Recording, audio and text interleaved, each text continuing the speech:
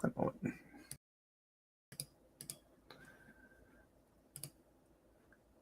Hello, testing. Can you hear me now? That should work. I'm seeing the little blue thing as I'm talking, so hopefully that's it. I got a new mic, by the way. I'm trying out a wireless mic from Neewer. Good, awesome. Thank you so much. I've been using this guy for a long time. Kept it in really good condition. I think I'm going to sell it. But as I've rewatched some of my older live streams, I thought, the sound just didn't sound great. Like, it was okay. It was audible, but it didn't sound great. And Matt's been recommending these to me quite a bit. And I thought, it might not be a bad idea, because these things can be used on anything. They can be used on the computer. They can be used on your cell phone. They can be used on my camera if I want to use it, my Nikon camera. And I thought, it's not a bad idea. So I Neewer had them on sale during the Prime days, and I think you were there for the unboxing. I think, were you guys there for that when I did that? I got that, and I got one of those forget what they're called. They hold the phone and they move with the phone. The thing. I swear I'm going to get dementia in the next 10 years. I can't remember anything. You know what they're called? Gimbals. Ugh. Yeah, you were there for that. So this is, and when I tested this out, like, I'm on Talk Studio, and I did a test first, and because instead of going live, you can just do recording if you'd like. It works the same way as StreamYard, if you're familiar with StreamYard. So I did a recording, and when I played it back, it was really loud, like really, really loud, and it was almost like the S's and T's were all like they sounded really hard. So I thought, well, I'll try this anyways, and I'll see. Maybe it might come through better on the live. I don't know, but I'll definitely have to play it back. I haven't even played back any of my lives since I've tested this out, but I will have to try that out with this. It sort of falls and falls back into my shirt. That might not be so bad, though. I could actually even take this off. Hold on. And I can just set it on the desk, and it works just down on my desk. I've seen these guys with these big mics that come down, and they'll have the screen, and they'll look like a like a podcaster, radio announcer. And I thought, I don't want all that crap in front of me. I've already got like a drawing tablet, monitor, and I got the phone over here. I want actually something small and out of the way. So these are just perfect. So I can kind of set this up. It's still, there's a receiver that still has to plug into the USB port, but yeah, and Matt's the one that recommended this to me. In fact, I was going to go with the Rode, but the Rode was over twice as much, and Neewer had these on sale. So I decided to go with that and try these out. While I was away, but I thought I'd take advantage of the time I had to run and use the little boys' room, and I made a sort of a decaf coffee here to kind of keep drinking something. So the only thing I was annoyed to find out, you charge these, you plug them in and you recharge them. I didn't get the one with the charging case, because that was more, and you didn't really need it. You just need to plug them into a USB port, and there's a little connection there, and they'll charge. You only probably get about 2 years worth of charging out of these before the batteries completely crap out altogether, and they give up and they die, and then they won't recharge anymore. So they say you get about 2 to 3 years of life in them, and I thought, I don't know. We'll see. Maybe it'll last longer, maybe not, but hopefully in the next couple of years I'll be in a better position to buy a better mic by then. So, but as long as these can just do me a couple of years. I said they were $60. You get 2 mics, and the battery is going on these. If it craps out, I'll just plug. I have this still, right? I'll plug that in after. Hopefully this works till the end of the stream. I was hoping Matt would come back. I don't know what happened. Like I said, it kind of just completely. I saw everything go blank on the screen, and then the chat kind of didn't. I was asking what was going on, and Kevin was the only one I think that I was getting a reply from. Was Kevin or Dylan? I think it was Kevin. Was the only one I was getting a reply from. I thought something weird just happened. I'm not sure, but something odd. And I checked my modem, and all the lights are still on. I thought I'm not sure what happened though, but so something, unless it occasionally at night the internet can randomly just like drop. So I know, doesn't it, Dylan? That's yeah. I thought the same thing. I don't know. Maybe I can still solve it. If somebody knows how to open them up and replace the battery, they can have at it. But I hate just throwing things in the garbage.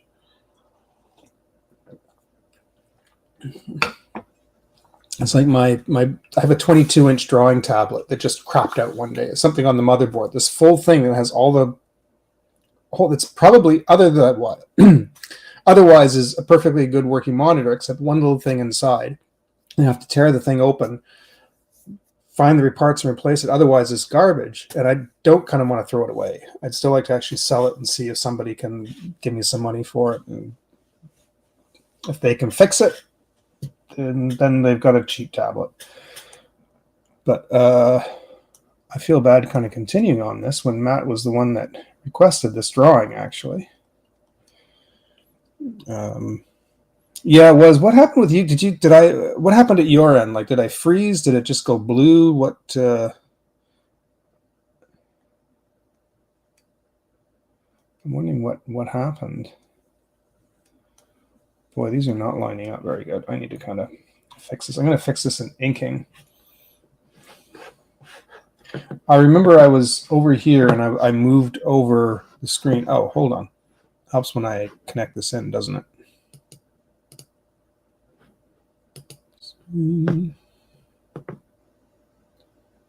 Chrome is accessing your screen. Yeah, that's fine.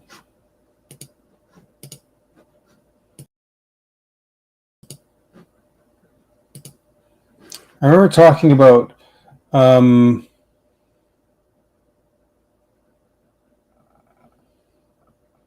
okay. Something was up then. Okay. Yeah. All right. Well, I think we're back now. So I remember talking about here renaming your layers. If you're ever using a drawing program out like this, to not get confused and draw on the wrong layer. And once I have a sketch like this, there's a little lock symbol, and I always put on the lock, which you can kind of see here at the side, unless you're on a phone. If you're on a phone or maybe a small tablet, you might not see this very good, but it turns on the lock. And that way, if I try to draw, it won't let me. So I'm going to the ink level, and I'm going to pick out of this set. There's different, this is my ink tools that I've supplied here. It's called the subtools. And on here I've got the pen. This set is the original one that comes with Clip Studio Paint. As long as marker, this is also comes directly with Clip Studio Paint. But this Rusty Nib set, I really like it, and I got it from True Grit Texture Supply. And they have an amazing set of digital tools to recreate different styles of retro art or printing, and that can't be done anymore without as you buy the actual, like it gives the illusion of ink bleeding on paper. The old form of dot printing and using certain colors of dots to combine them to make that, which you can't get anymore. You can't do that kind of printing anymore. Even aged paper, yellowed paper, it'll create that kind of texture and effect. So it was, now there's a lot of companies that sell tools like that, but I particularly like True Grit. They've made a really good name for themselves, and a lot of companies kind of sell their products that they set up. I don't know, they must set up some sort of contract with to do that. But I picked 3 of my favorites, and I have them. They work for, it'll tell you if they're good for Photoshop, Clip Studio Paint, Procreate. I've got 1 or 2 of them on Procreate. I've got a couple of them here on Clip Studio. So I go into the Paint.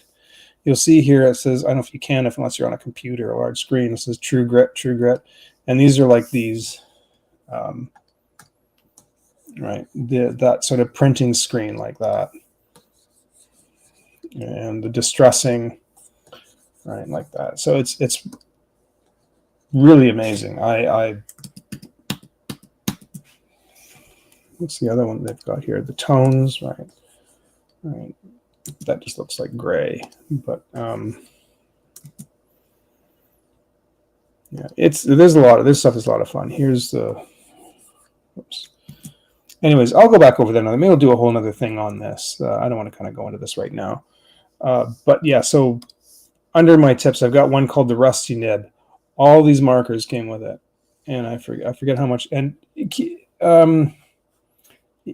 they have sales through the year, so if it ever interests you, keep an eye out for their sales, especially end of November if they have the Black Friday sales. That's where I usually got some of these. Grungy background, like this one. I think you just spin this up. Oh, it's so large, you have to go slow with it.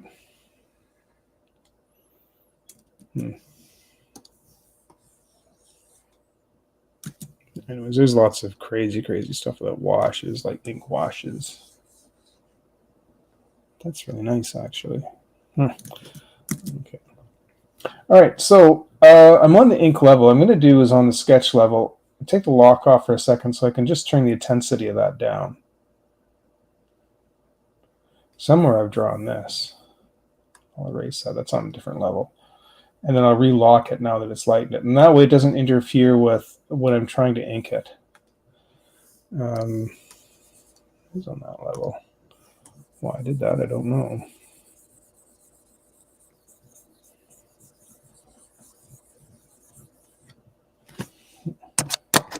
Oops.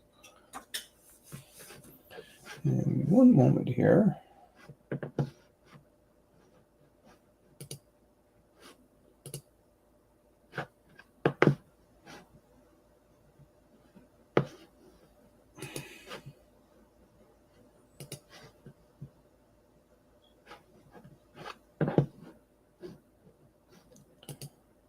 I thought I'd see if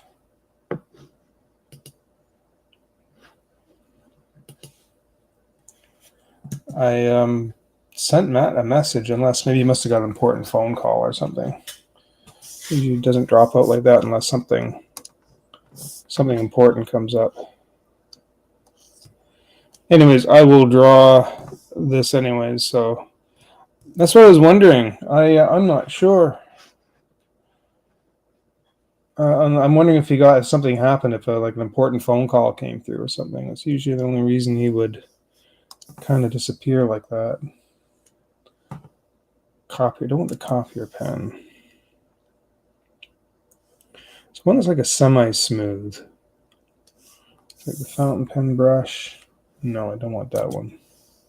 Ribbons. I don't like the ribboning.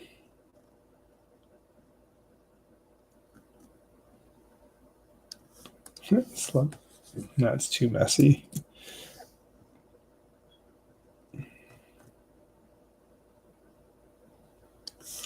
Distress brush. That's good if you do a comic, but a distress brush I don't want on this. Considering this was, maybe I do want a smooth inker. Maybe I really do want a smooth, tight inker on this one. Yeah, these are all kind of. There is one on here though.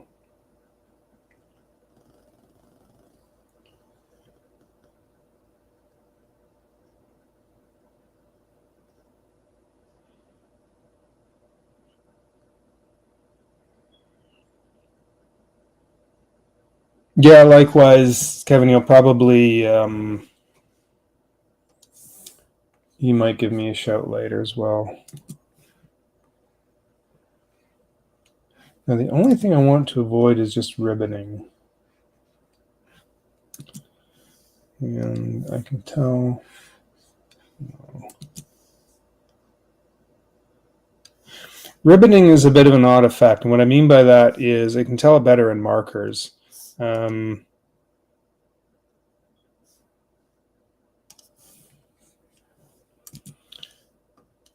think. Oh no, that's rounded. Imagine if you have a flat edge marker, and when you're trying to say draw a line across and then come down because it's flat, you'll get it wide, and then when you come down, it'll be thin. So they designed some of whoops. They designed some of these that way, but I don't see this one. That one ribbons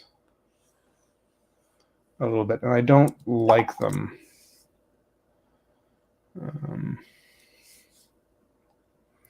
But I'm just trying to find a particular brush that was a good. It was actually it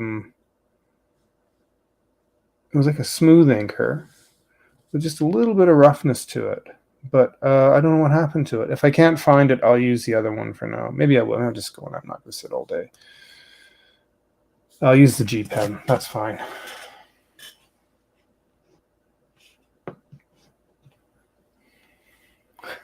Hey, Matt, everyone's asking for you.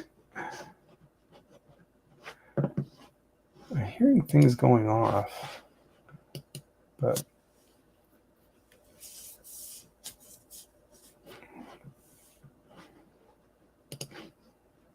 it's all just junk mail.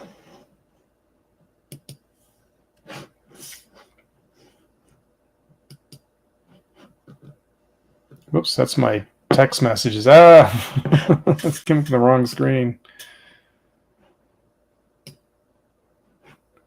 Supposed to come up over there.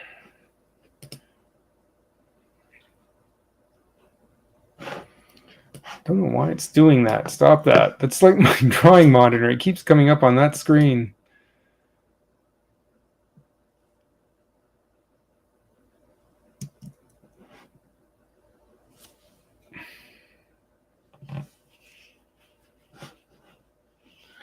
All right, let's see if I can kind of get through. Oh, I forgot to finish his arm on this. See if I just do it with the inking.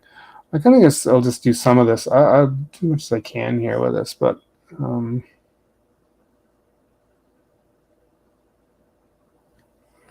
might cheat a little bit and use. No, I'm not going to bother tonight. I was going to use the an elliptical tool to kind of help cheat a little bit with these elliptical eyes. But I don't think I will right now.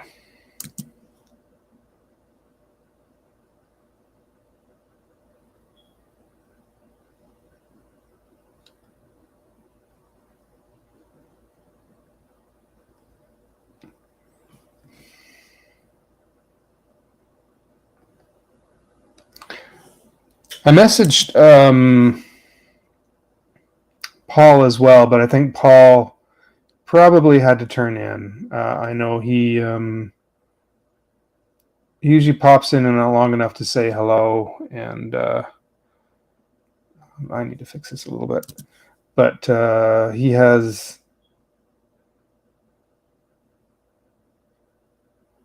doctor's appointments more. He usually, wow, this is really hard to do. He usually doesn't stay long anyways, just because I start my stream so late, and he's got to be on up so early, so.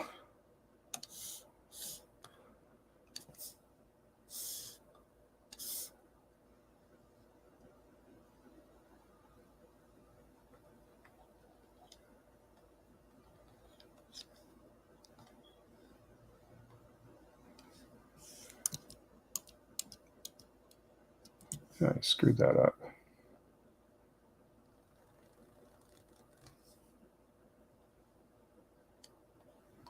I'll come back and I'll clean up that line afterwards. I just wanted to smooth that out a bit.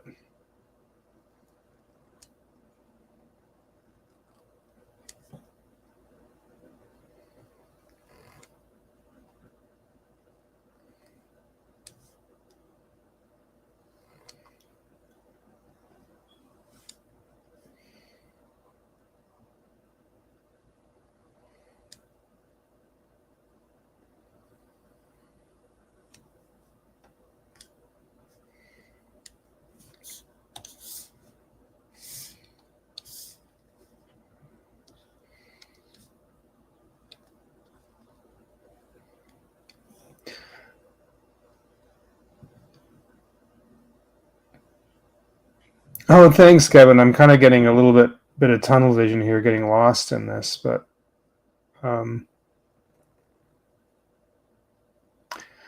normally I used to have a little bit stabler hand. I could do cleaner lines than this. I'm really, I think, just badly out of practice, but I really did used to do a lot cleaner work than this. I am going to just enlarge that one eye, but instead of redrawing it, I am just going to lasso it. I'm going to what the hell? Selection. Let's just need on this layer. And we can go under transform, do the free transform, because we can enlarge it like that. Because it is slightly larger. This eye is, if you look at the original drawing, the eye is, you can even do a bit of perspective here. The eye is closer to you, and so it's going to be slightly larger than the one next to it. So because it's on an angle, it's moving closer to you. I did do that for him.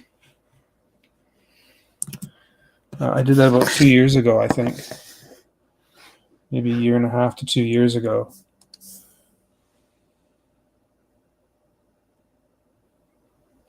This is a little bit wider. Maybe I will. Yeah, I don't actually use this. Cheat. I shouldn't do it, but I'm going to. To survey.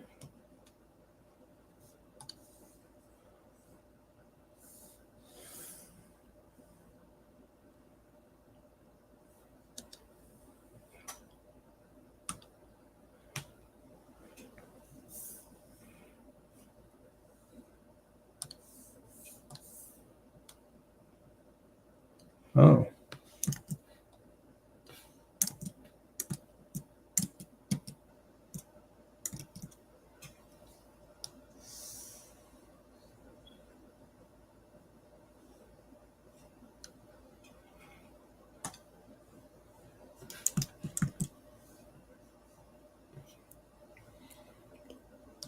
You know, I was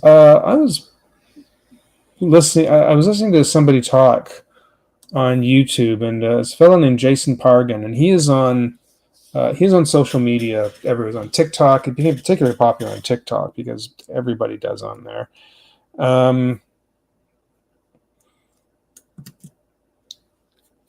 he was talking about something really, really interesting, and it caught my attention. He was talking about a particular phenomenon that I am familiar with. He talked about the, and by the way, I recommend him. He's an artist, and he just talks about like really interesting facts, and just kind of gives his view on things in the world and whatnot. Really interesting guy. He's author. One of his books was made into a movie, but completely altered. It's called John Dies at the End. If you ever see the movie, apparently it's nothing like the book that he wrote.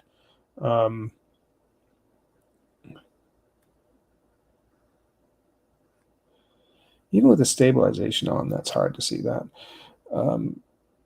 I'll get this a little bit later and I'll smooth that out.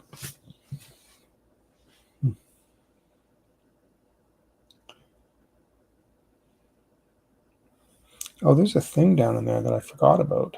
So much things on this I forgot about. But he was talking about a particular phenomenon that I grew up with. That's way over. Oh, this is completely different. I just have to go with this. And he was talking about the sensitivity to electronics. I used to have this weird thing where I could always tell if the TV was on. You could, and I don't mean because of the audio, you could turn the volume down on the TV completely. I could be upstairs in my room when the TV in the basement would be on, and I would know. I could kind of get this weird sense that the TV gives something off, and I always knew if it was on.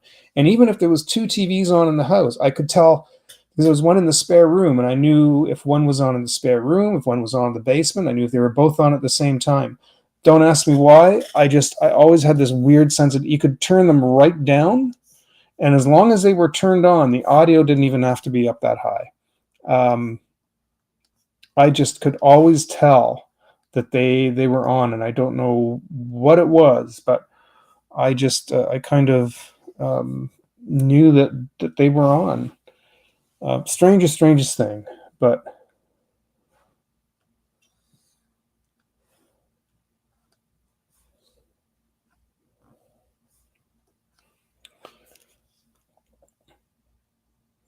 technology intrusion, yeah.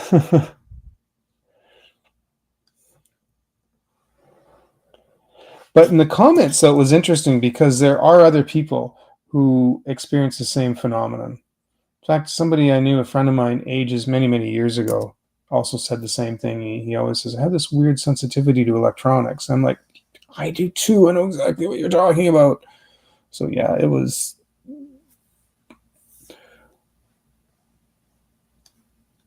weirdest thing. But I'm not sure if I still can because technology is so different. But like they call it the hum, and like I can kind of hear this high pitch that the monitors give off, so I know that they're on. Now, whether if I went upstairs in this house, whether or not I'd be able to tell if they're still on or not, I don't know. That I have not been able to test in like a very long time.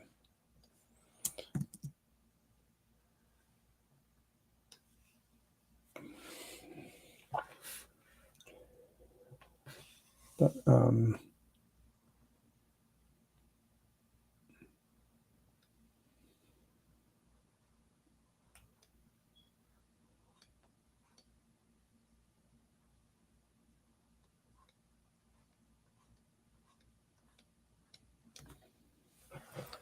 boy, this guy's in rough shape. Oh, Matt, there you are. We were just talking about you. We missed you. We were going like, where's Matt? Where is Matt? We looked for you. We lit a candle in the window.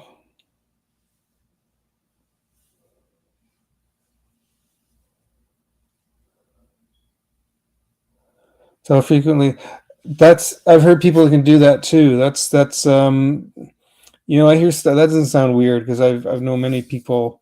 I think my mom kind of knew that a little bit too. I knew people that could smell, and sometimes I can as well. You can smell the electricity in the air, so you know if it's going to be electrical storm or not. But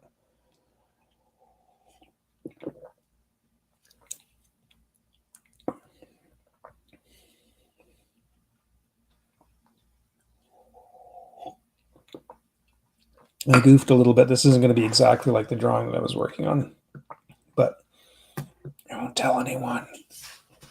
So.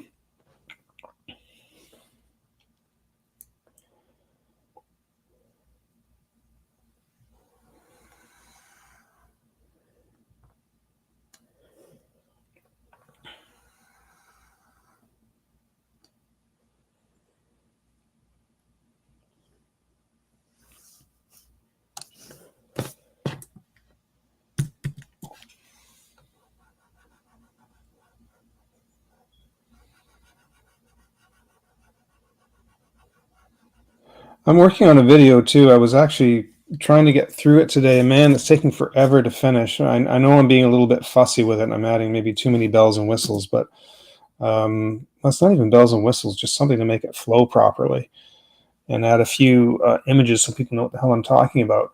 But wow, it's just taking forever to edit. I wanted to do one video a week, but I didn't think it would be that complicated. But holy cow. I feel like it's taking me forever. I need to straighten this out. It's not that.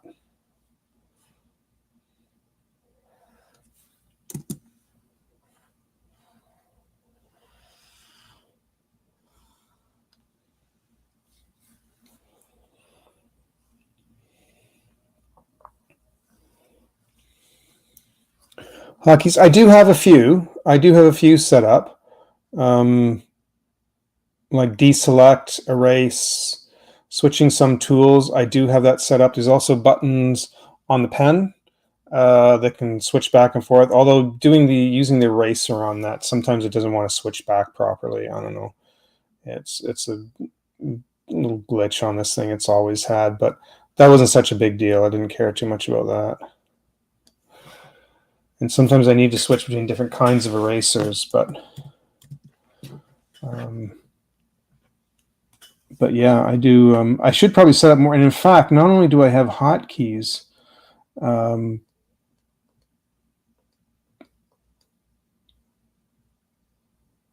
I picked up something that I've never gone back to using. Is it still here? I picked up it might still be packed away. It's a shortcut pad. Instead of your keyboard, you have this little number. It looks like a little.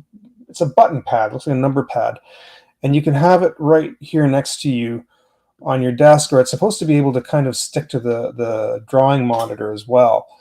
And so you can just click it, and it has like 12 or 13 shortcut options. But the only problem is that when you turned it off, it never saved anything. So I had to, every time you turn it back on, you had to reset all the buttons on what you wanted them to be. Also, it took up another USB. Even though it was wireless, you still had the little USB thing that had to plug in. And so it took up another USB port, which I didn't really want to. So I may not, I may just end up selling that thing. I like it, but it's frustrating at the same time. And for me, it feels like raindrops on my skin. I always check to make sure. The more drops I fear, the more the rain than next year. Oh, is that right? Okay. Interesting. Yeah, something. I am going to, whoops, that's not that screen I wanted.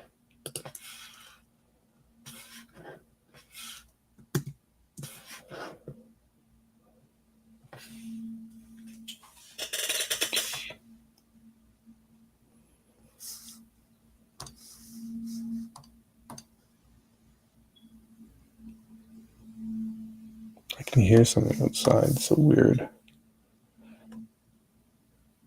You know, it sounds like an airplane outside. I don't know. I think it's just a vehicle or a truck or something, but it sounds like.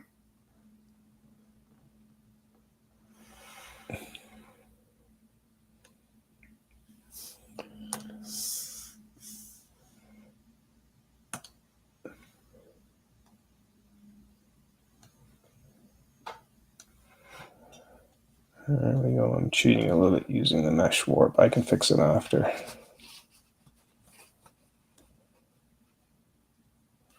The alignment, but I wanted this to.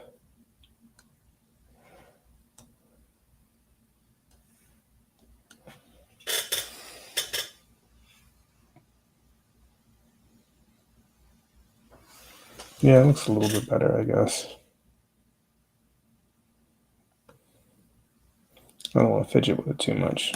It's okay. It doesn't have to be perfect tonight. Until I'm really kind of off my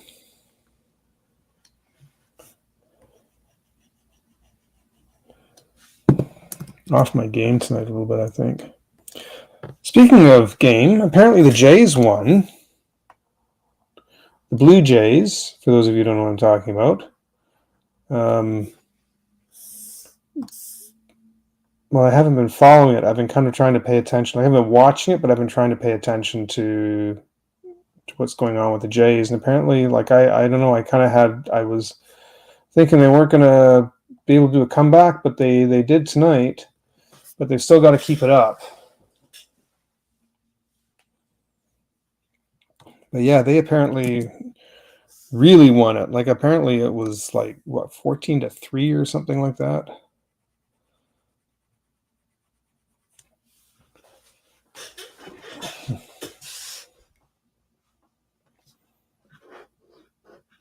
Oops, let's see.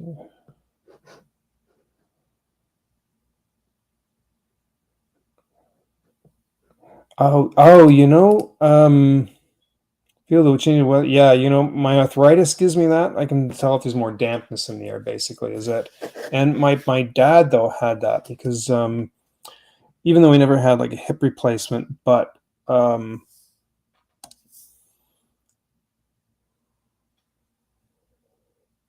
yeah, he had art like he broke everything on the left side of his body. His hands, his knuckles, his ankle. He broke so much, and so he always, every time there was bad weather, he knew it. His knee would bother him, or his toe, his ankle, his elbow would give him trouble. His hand, especially. The funny thing is, I've been having something right through here on my left arm, really, really bothering me a lot lately, and I think it's been from work, from pushing the auto scrubber too hard. But that's been giving me some issues lately. But yeah, my dad in particular, though, used to really, really, really feel that. Joys of growing old.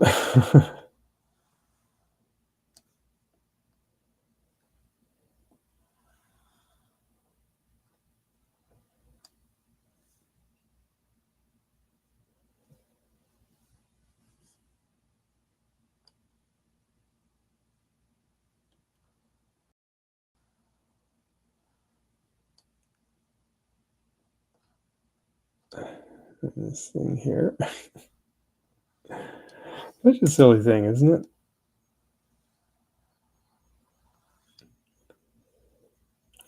Just think the length of time it's taking me to ink this. I'm just thinking about those the animators that had to. Oh, his arm's really stretching here. Oh, well, we'll fake it for now. The animators that had to draw these over and over and over again, they must have had to do some photocopying and cut and paste, because otherwise, there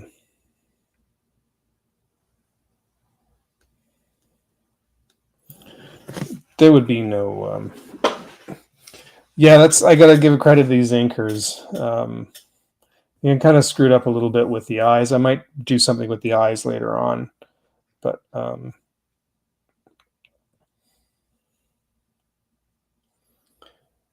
because I am not the best inker. I did in-betweening. I remember I talked a bit about doing in-betweening, and they talked about, they offered me also doing cleanup. And again, I kind of turned it down for the same reason as in-betweening. I just knew it was monotonous, and I wasn't really that great at it.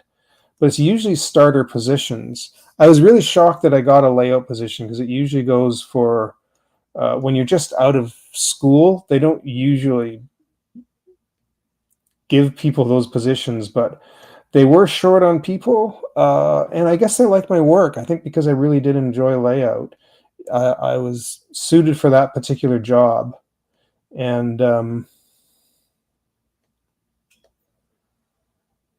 going to give him one more here, I think, even though he doesn't technically have another one. I'm really faking and fudging this because I just don't feel like fixing it.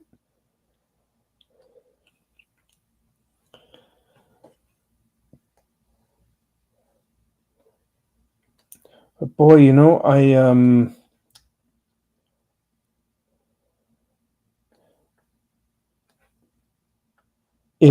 I had almost gotten on.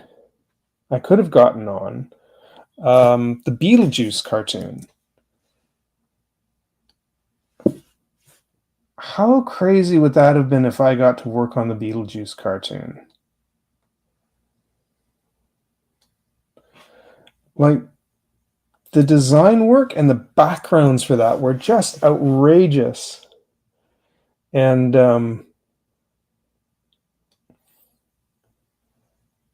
but it wasn't picked up. It was supposed to have been, and they were ready to start work back at it again. And I thought, oh, maybe we'll try and get on that show just to change things up again from Rupert.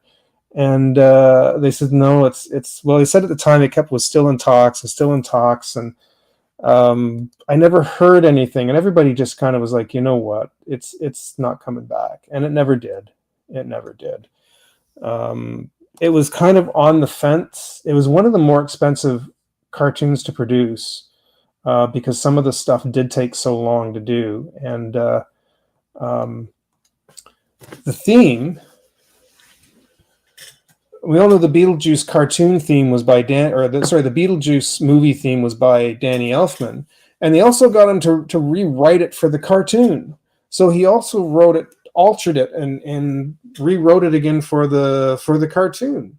So it was not. It was expensive. That show, apparently, it was technically American produced, like they put up the money for it, but Nelvana produced the show, though. We did the animation on it, of course. But man, how much fun that would have been to have gotten to work on that.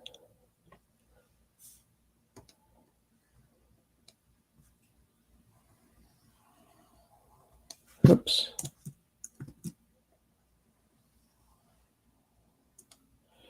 Man, I just cannot draw a proper oval tonight.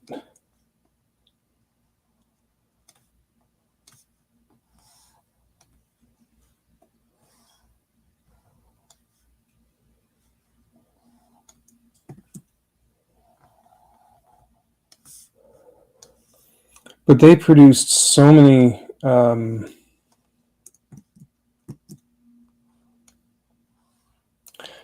great shows they actually worked on. And nobody knows that they were done like right in downtown Toronto. Like they did the movie Rock and Rule. There was another animated one called Romeo and Juliet that they were. I don't think anybody remembers those, but those were some of the features they did early on. They did the Little Rosie, which was the not Roseanne Barr, but the other one who went crazy. Sorry, yes, Roseanne Barr, not Rosie O'Donnell, Roseanne Barr. They did the Roseanne Barr show. Care Bears, of course. Freaking Care Bears were everywhere. What were some of the other shows they did? And I had the book. I have the Nelvana book. They did for a little while when there was the Fievel cartoon from An American Tail. After Fievel Goes West, they picked up the rights to do the animation for that. Family Dog, which was originally a short made by Tim Burton, done by a studio somewhere in the US. I don't remember who it was, but they wanted to make that into a series, which was actually funny shorts, but the series was not great. But that was also produced at Nelvana.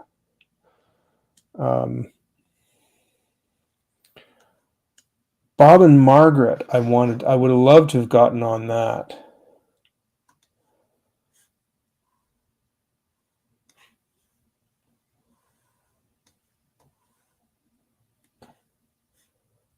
Oops.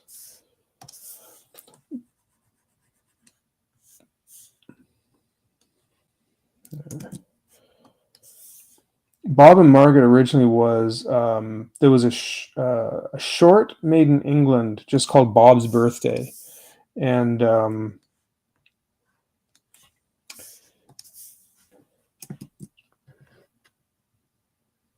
it was so funny. It went over so well. Some people they thought this would actually make a funny TV series. This couple and just all the silly happenings that happened with this couple and how they handle things. And it went for 4 years. The first 2 years took place in England, and then when the UK couldn't renew it, but Nelvana could pick it up and keep it going. They had to change a couple of the voices in it, unfortunately. But Nelvana kept it going, and they changed the location to Toronto. They had the characters pack up and move to Toronto, and it sort of became the new theme of the show, was that their life trying to live in Toronto, Canada. And it went for 2 more years. Jeez, I can't.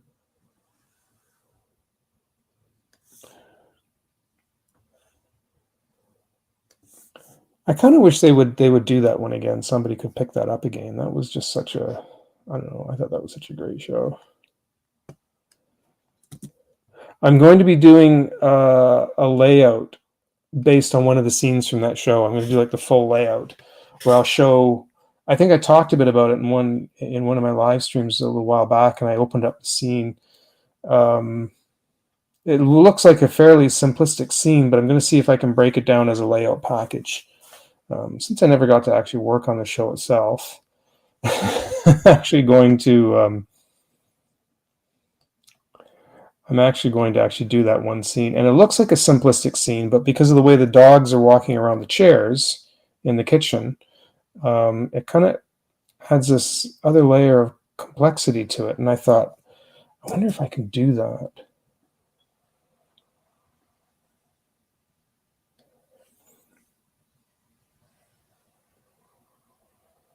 Because, oops,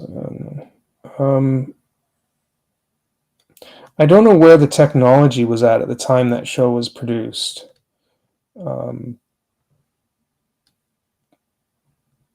Because some things they can do easier now by just using overlays. They can take a background and separate sections from it so that certain parts can overlay the animation. And back in the day, though, they couldn't do that. Like you had to use match lines, and you had to kind of fudge your way through it. So at this point, I don't know, it was made in 1999 from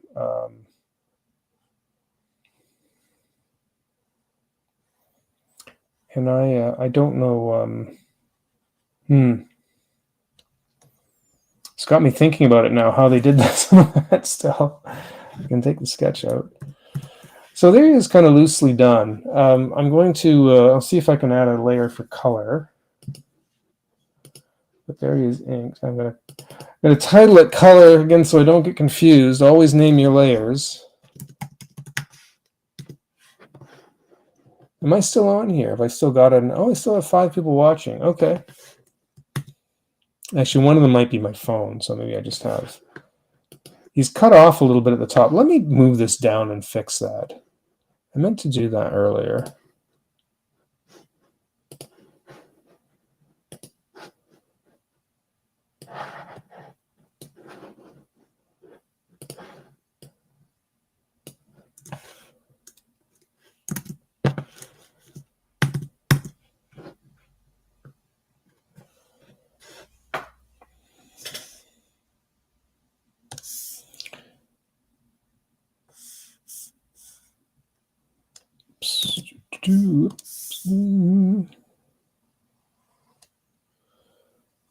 Just keep that going that way.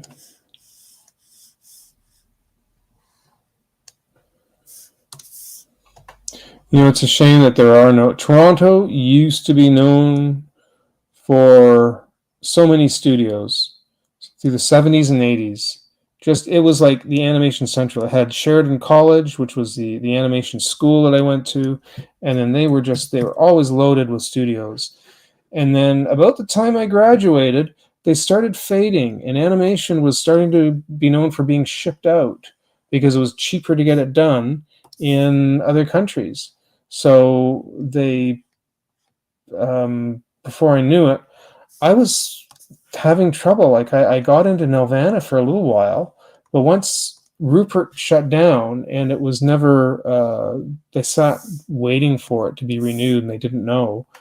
All the new productions, most of them were being sent out. And I don't know, I don't talk about this aspect too much. It gets into some personal things at home, but I was not living the best of situations, and I had to work.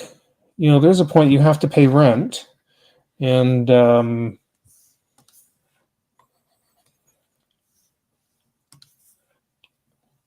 I kind of, just to make long story short, listened to the wrong people. I get that I have to work, but I had little encouragement to keep trying in animation. I was told by a few people to actually give up.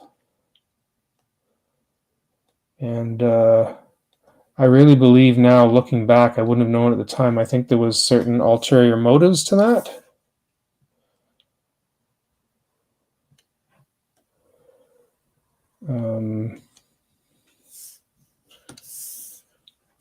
And it was,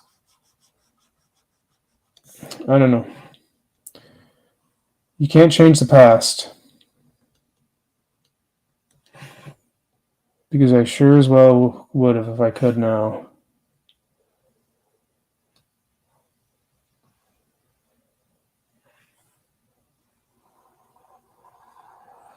So, you end up, somebody brings home a resume and next says, here, fill this out. You got to work. And next thing you know, I'm flipping burgers at Harvey's. And, you do that. And I'm not cut for that kind of, I hate to say this. I mean, I know I was young. Everybody should try and do that at some point.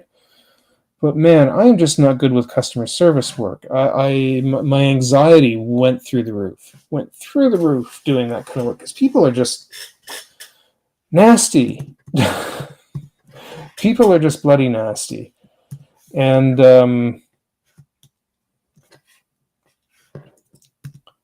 I was not handling that very well. And I was upset that I couldn't work on anything. I'd get home from that job, and after dealing with people and coworkers, it was just a nightmare. That the last thing you want to do is sit at your desk and work on something. And then the people I was living with, it was always like getting movies, or we were involved in something, or they would invite me out somewhere, and we were all kind of go out, Phil, you need to relax more. Come on out. We're going to go play pool. This was the religious people too. This was like the Christian people. I was just like, and I wanted the socialism, right? I needed the socializing, and I really honestly thought it would help.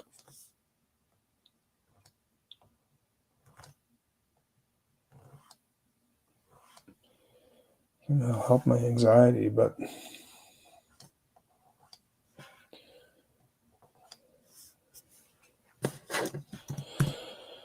all right, there we go. A little thing I'm just going to clean up in here.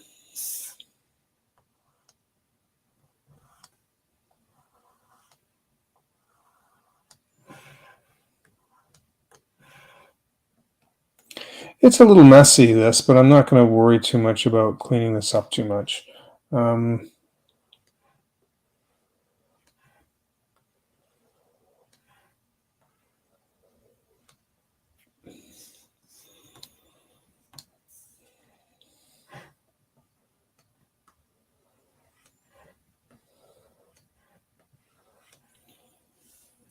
I still got I guess about 5 people watching. I don't know who else is on board here, but so I've got a blank layer underneath this. So I turn this off. He disappears.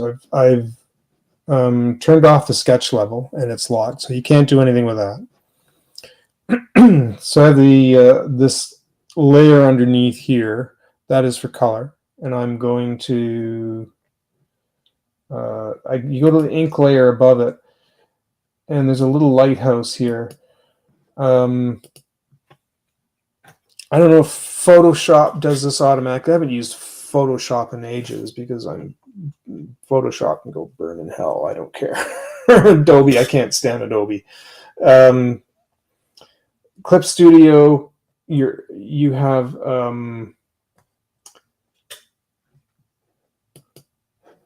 you make a reference layer here by using the lighthouse. The reference basically locks off the black lines and makes everything else in this invisible.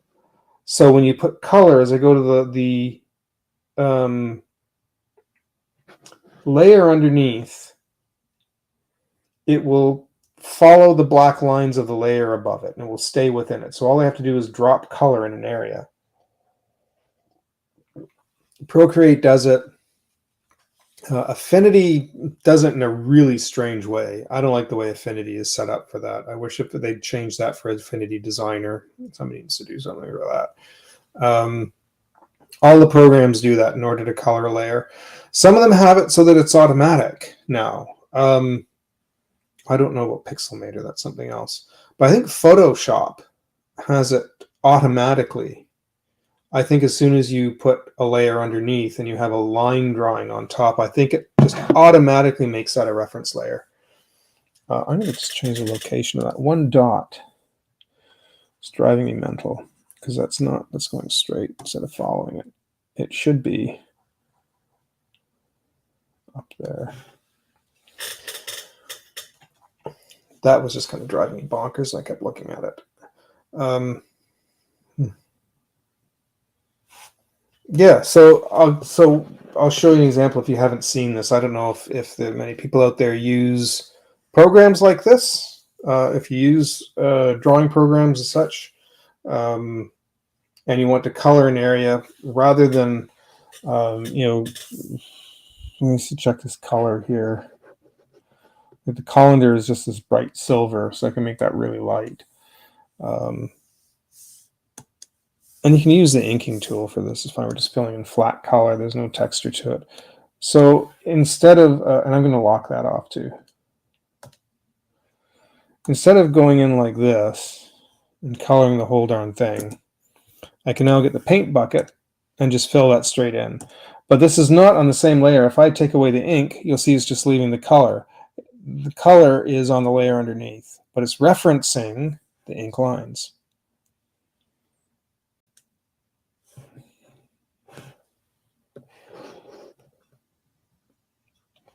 Yeah, I have no time for Adobe. No.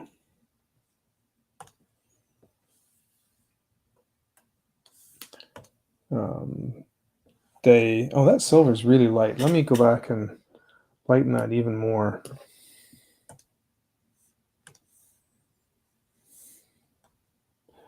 Like it's almost white.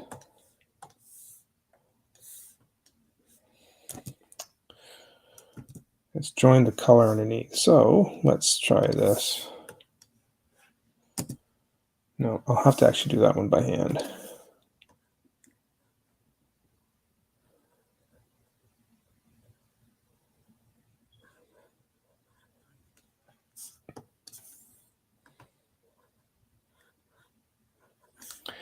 And this is the concern for Affinity Photo and Affinity Designer, is that they were bought by Canva. Affinity was pay once.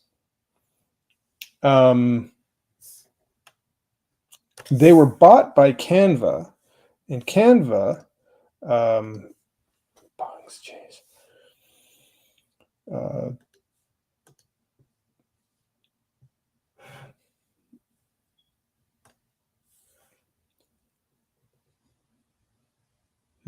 that should have been this one. Oh, I see where I goofed. Oh, that's fine. Yeah, Canva. Oh, I missed some stuff on this. Oh, I'm gonna go back to the inking. Unlock that. We got to add a bit more to the inking here. 1 second. Canva subscription. And a lot of people are kind of don't like that about Canva. I don't really use Canva anyways. No offense if you do. There's some things I actually do like in it, but I think it's too expensive. And it's, as an artist, it's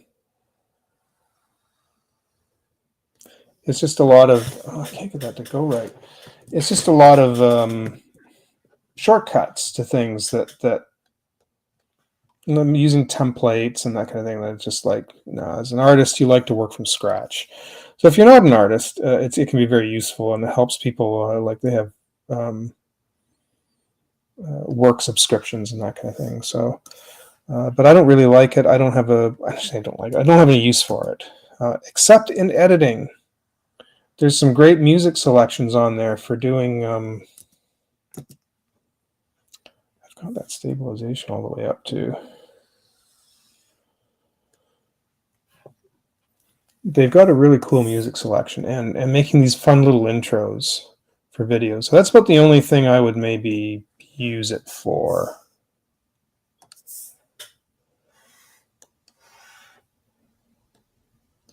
But Canva bought Affinity, and they say they've got something they're working on, and they've shut down their store part of their site. You can still go to the website, but you can't buy their program yet. Something is coming at the end of the month. And people who have Affinity, who've switched to Affinity from Photoshop, are saying, listen, we've dropped Adobe.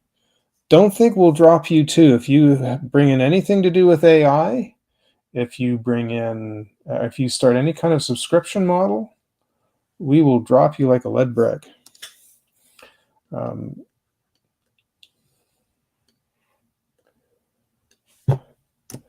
Clip Studio sort of did that, but not exactly. If they follow the same model as Clip Studio, they might be okay. What Clip Studio did is, instead of every time they have a new version of the program, which usually comes out every year to 2 years, you pay for that version. So you might pay, and it's only about $30-40, and that might last a couple of years. And if you want updates, all the little updates to that program, that's an extra $10 for the year.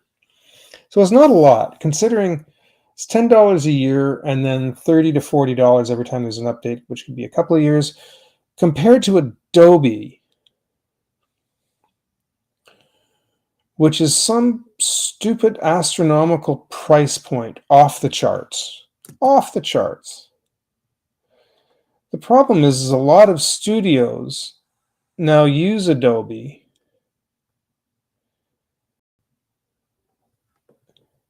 and are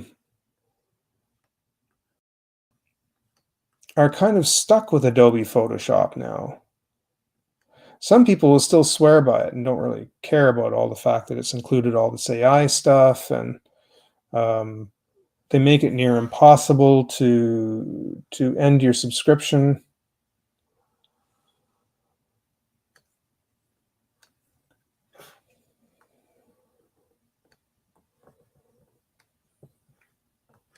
So yeah, so we're not, we don't want Affinity to take that on.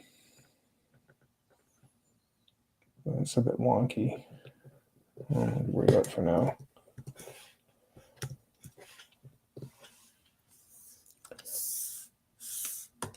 I can sample that to get a color back. There we go. Except I want that on the blue side.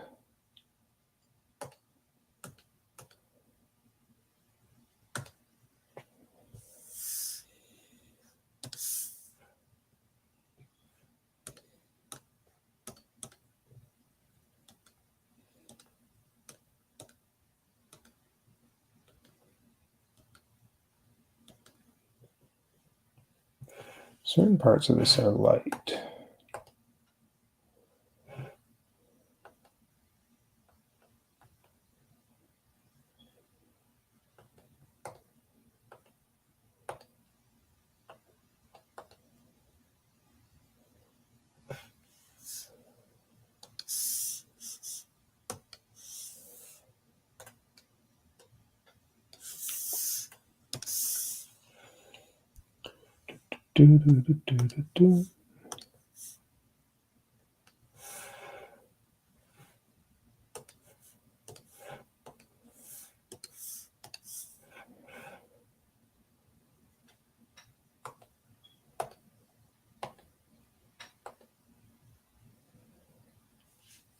After this, I kind of like to watch a movie for a bit. I know it's going to be late, but I'm used to being up till the middle of the night anyways.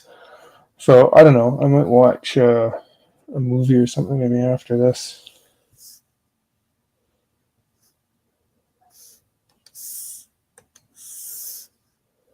I'm gonna throw something on the Netflix.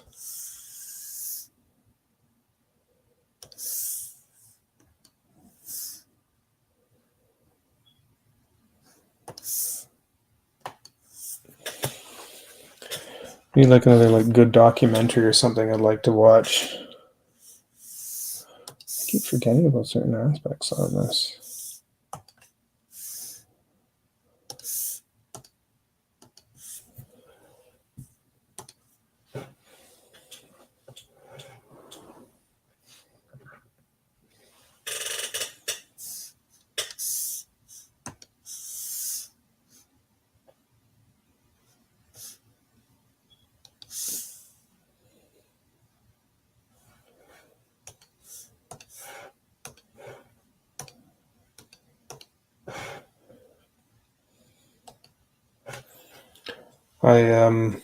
Oh, there's 3 different shades of that. I'm just gonna go with the 2. I don't really feel like dealing with it right now. It's not going to matter too much, I don't think.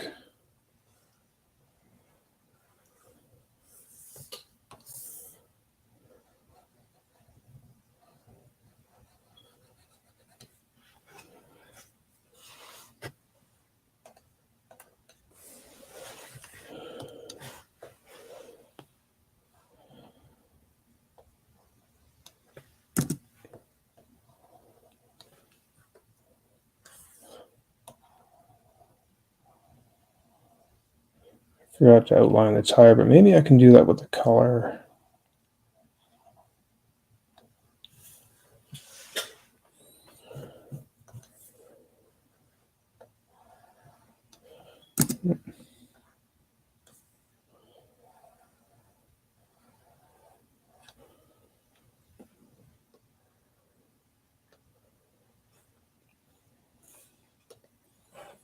Adding some things I don't need to, but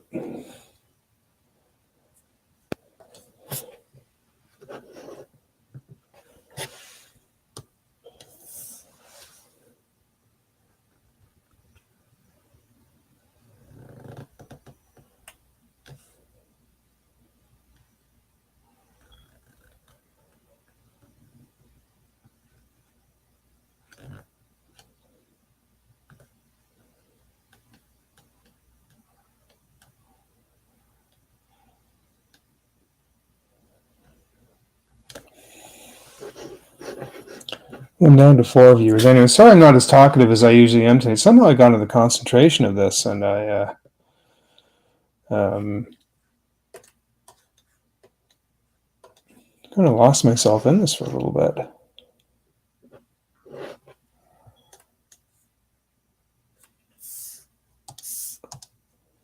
Ooh, that's really bright. I kind of want a little bit duller than that.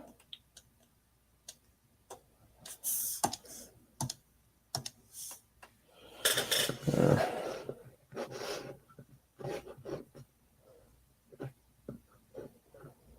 And then he's kind of more of an orange.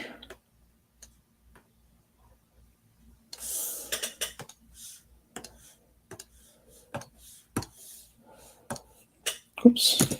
I love how easy it is to just drop color in this. There's some little mechanics, like little lines in that around here I've forgotten about. She's a little bit lighter than that too, isn't he? Jeez, I'm going to redo that. Don't do that.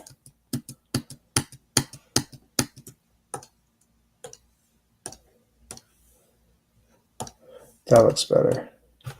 That looks actually almost exactly like the color. And then these are all brown. Oops.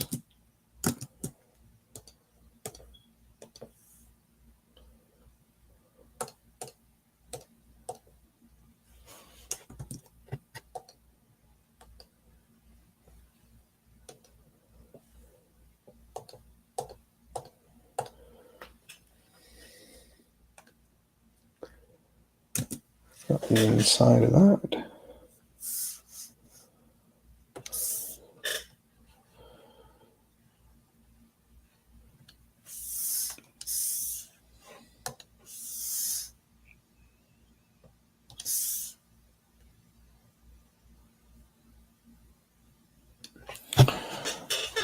have to go back to work tomorrow. I really don't want to do that.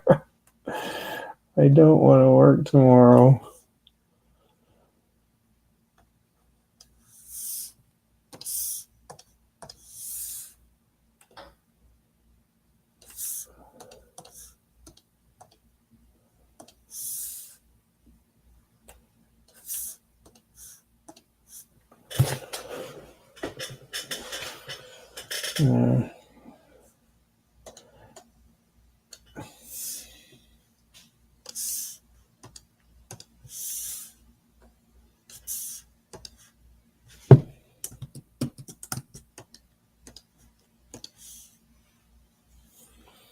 Oh, thanks, Kevin. I appreciate that. She's almost done for now. There's a lot more little bits and details in there that maybe I might go and pick up another time. But I think for what it is.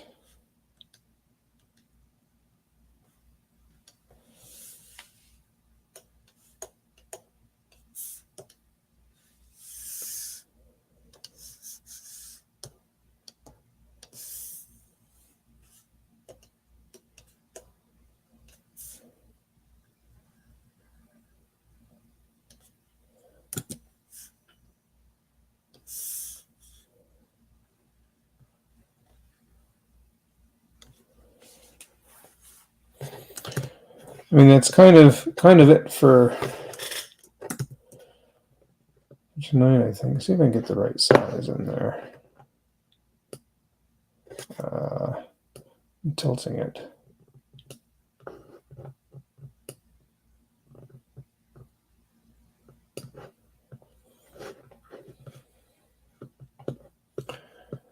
But I didn't expect to fully go into color. There's some little detail, like there's more lines in this part. You can kind of tell there's a few lines in here. I could go back in the ink level, a little bit in the bulb. But that's considering they had to animate that over and over and over again.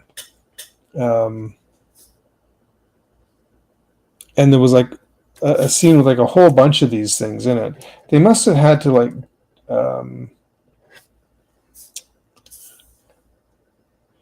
they probably drew a few of them at different angles and then photocopied them. I would not be surprised because that's a hell of a lot of work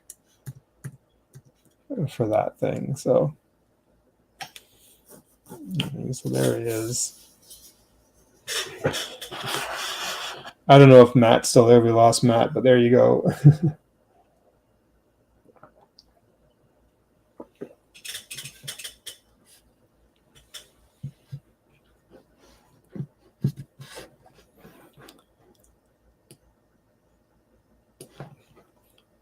Yeah, thanks, Kevin. I appreciate that. I'm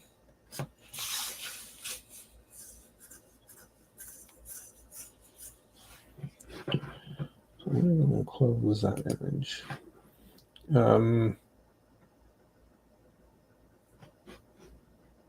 don't know. Let's see if I can just find something else here.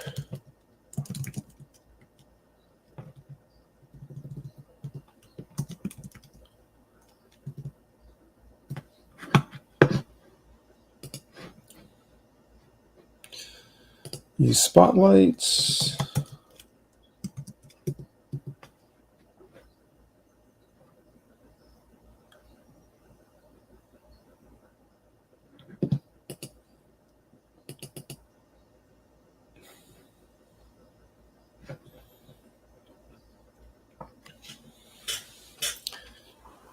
Thanks, Dylan. I appreciate it. I'll show you the. This is something I'd like to work on. Is the layout for the scene. This is the Bob and Margaret scene that I'm going to do. This was done by Nelvana years ago, and it's a really, really simple scene. But what kind of intrigues me is these two dogs. The way the paw goes kind of, it does go behind the table leg. I thought it was in front. You see the paw goes behind the table leg, but these dogs always walk in pairs. And now they walk around behind all the chairs because you can see his arms, Bob's arms moving, hers arms are moving. She's behind the table. He's behind him. His legs are moving. So, but those dogs go right behind these chairs here. So I'm wondering if the chairs, how much of these are all overlay? All of this has to be overlays. These can't be, those can't be match lines. Although the funny thing is, she kind of looks like it is here, but I don't think it is. You can see there the arm doesn't line up properly. The arm part is laid over top, which I think is kind of interesting. Now it's behind. Somebody goofed there with that, I think. I think somebody goofed on the placement of his arm in that scene. And there's a break in the cell. Maybe something scratched on it or something. I don't know. But I want to do a layout breakdown of this scene. A complete breakdown. Because the fact that the legs are moving and the dogs go right through. I should move that out of the way.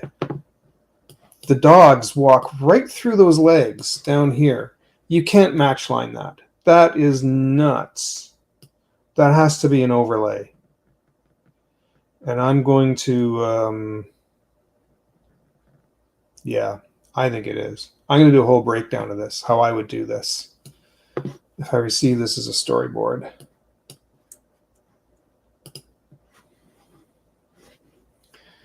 I'll do that sometime in the next couple of weeks. I think it'll be a fun one to do.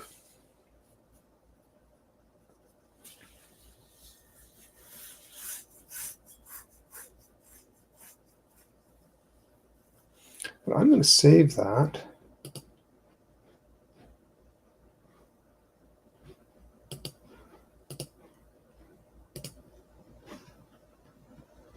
Turn off QuickTime.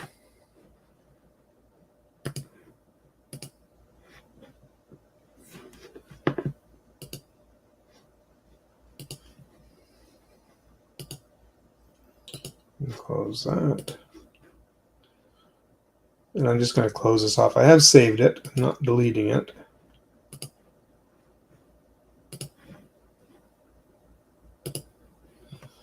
If anybody has any questions, please feel free to fire away.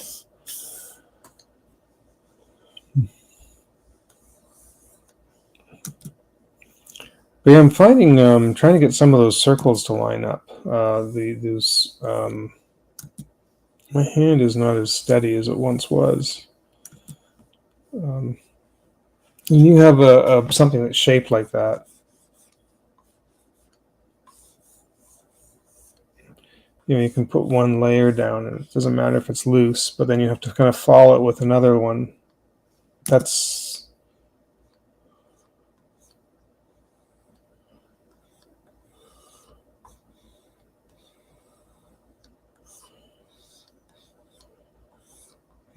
really hard to do.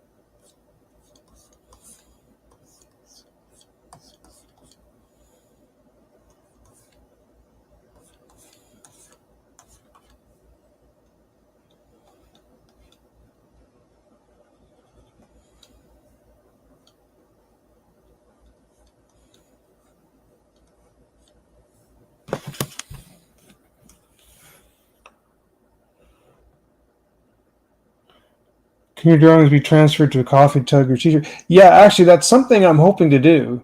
I have done actually a couple of times, but yeah, I have some work that I would like to. I'm trying to get a website together, and I'm going to see if I can start a. What are they called? What's it called? Printify, Shopify, one of them where you can get it actually done on shirts, and people can order T-shirts. I did this funny picture. I'll show you one that I have done. If you haven't seen this yet before, and some of you may have already, I apologize. I did a funny drawing a couple of years ago that came out of a discussion that I had with somebody. I said something about, imagine if, because I love watching Doctor Who, and I says, imagine if one of his generations, he turned into a cat, and so he's now a talking cat. And it would give him 9 more lives. So I did this and had it printed on a shirt, and I'm gonna have this. A few other things gonna have. I'm gonna have this and a few other things printed up. I can't hold this right out of the light, but I couldn't put Doctor Who on the shirt, of course, and then sell it. I can't get away with that. But there's enough there to indicate, right?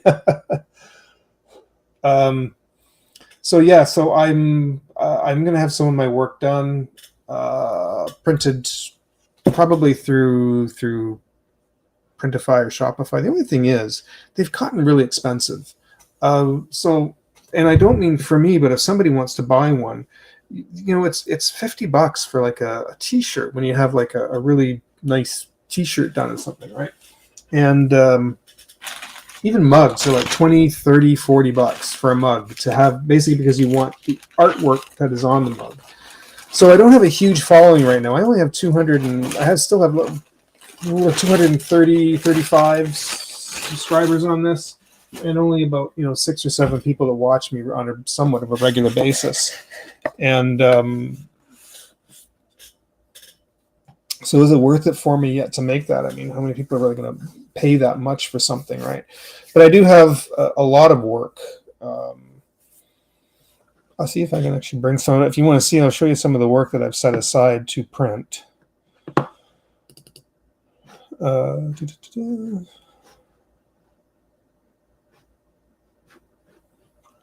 Artwork, art for prints, stuff that I've just done for fun. I'm finding though that it needs to be something that's familiar. Things, if I just make something, it doesn't really mean anything to anybody. But I found that people, if they can do something that connects with people, this is terrible. Let me close this.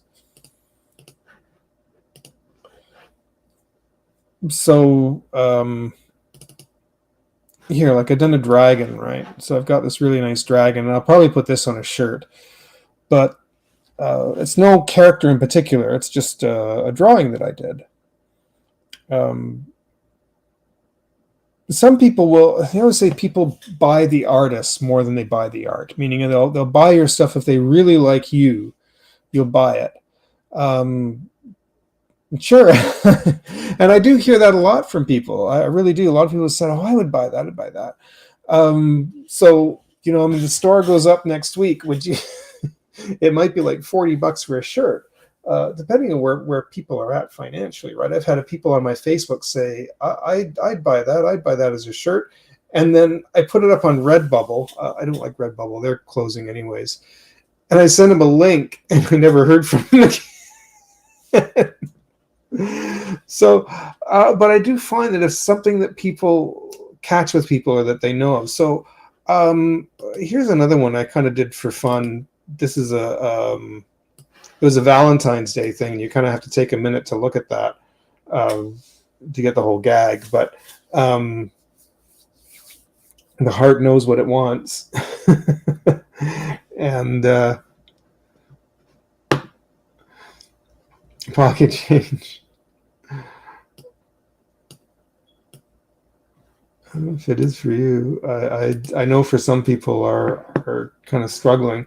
So then I've got this, which is more familiar, for King Kong versus Godzilla, because I was a big Godzilla fan growing up. So I might get this done on a shirt. No one will get this joke now. About 3 years ago, people might have gotten that, but I think it's the moment's gone.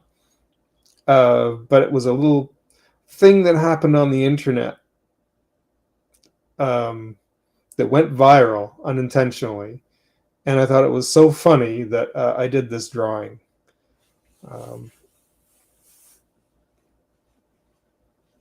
But this is when I still might maybe put it on a shirt. I don't know. I don't know if people kind of get it now. Needs a little more work done to it. Actually, need to do a few more things for that to work. But there's an artist who I've been inspired by for years. His name's Glenn Hansen. Incredible artist. He went to the same school that I did. He worked for animation studios. And he does work. He does commission work, but he does like celebrity tunes. He does them like if they were going to be animated, not like caricatures, but like cartoons if you were going to make them animated. So this stuff is just mind-blowingly incredible.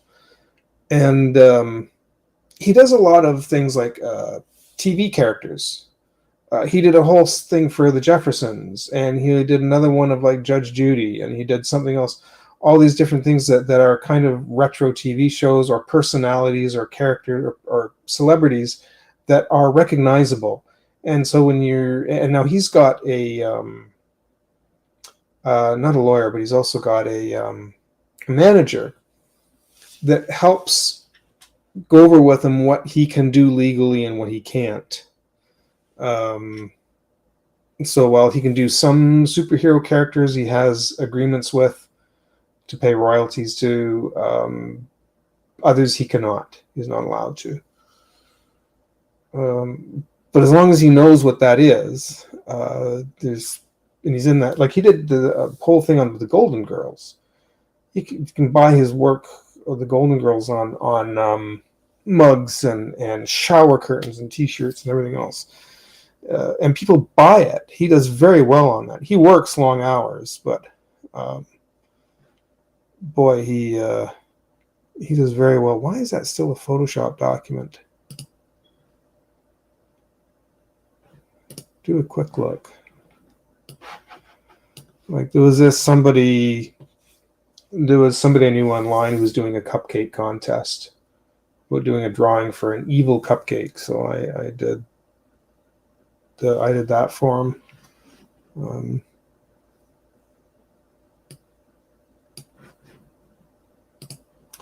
But again, no one's going to know what that is, right? The Ether Bunny. Very few people actually pick up on that right away. Raise your hand if you get it. But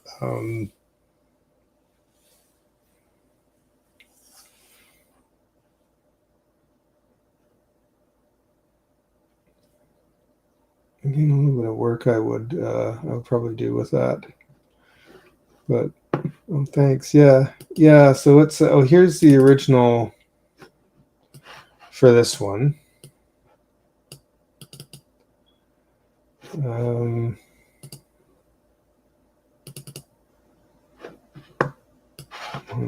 Cookies. That one's got nobody kind of buy that. That's just silly.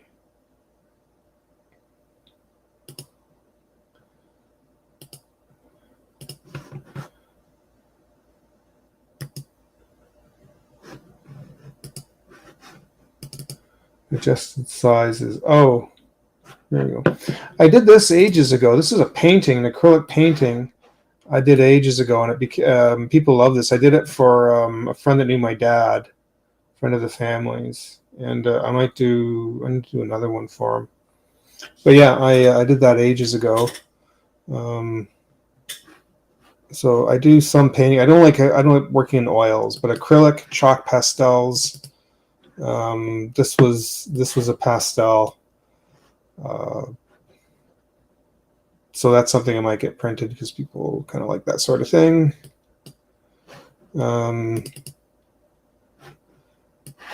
This is for a comic book that doesn't exist, but we kind of joked about making it into one.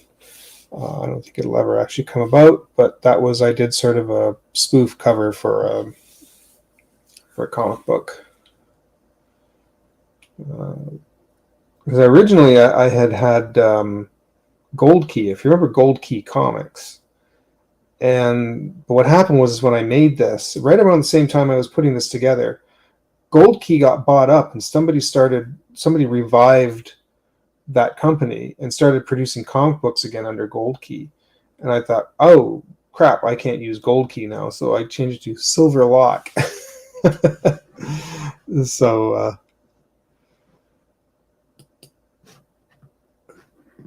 oh, now if you know your old B movies, I don't know if anyone out there remembers Manos Hands of Fate. And it only became popular because MST3K picked it up many years ago, and it has a huge cult following now because of them. And I was surprised no one had done this. So I did what looked like a cereal box for Manos Cereal of Fate. And so unless you are familiar with the movie, you might not get some of the imagery in this, but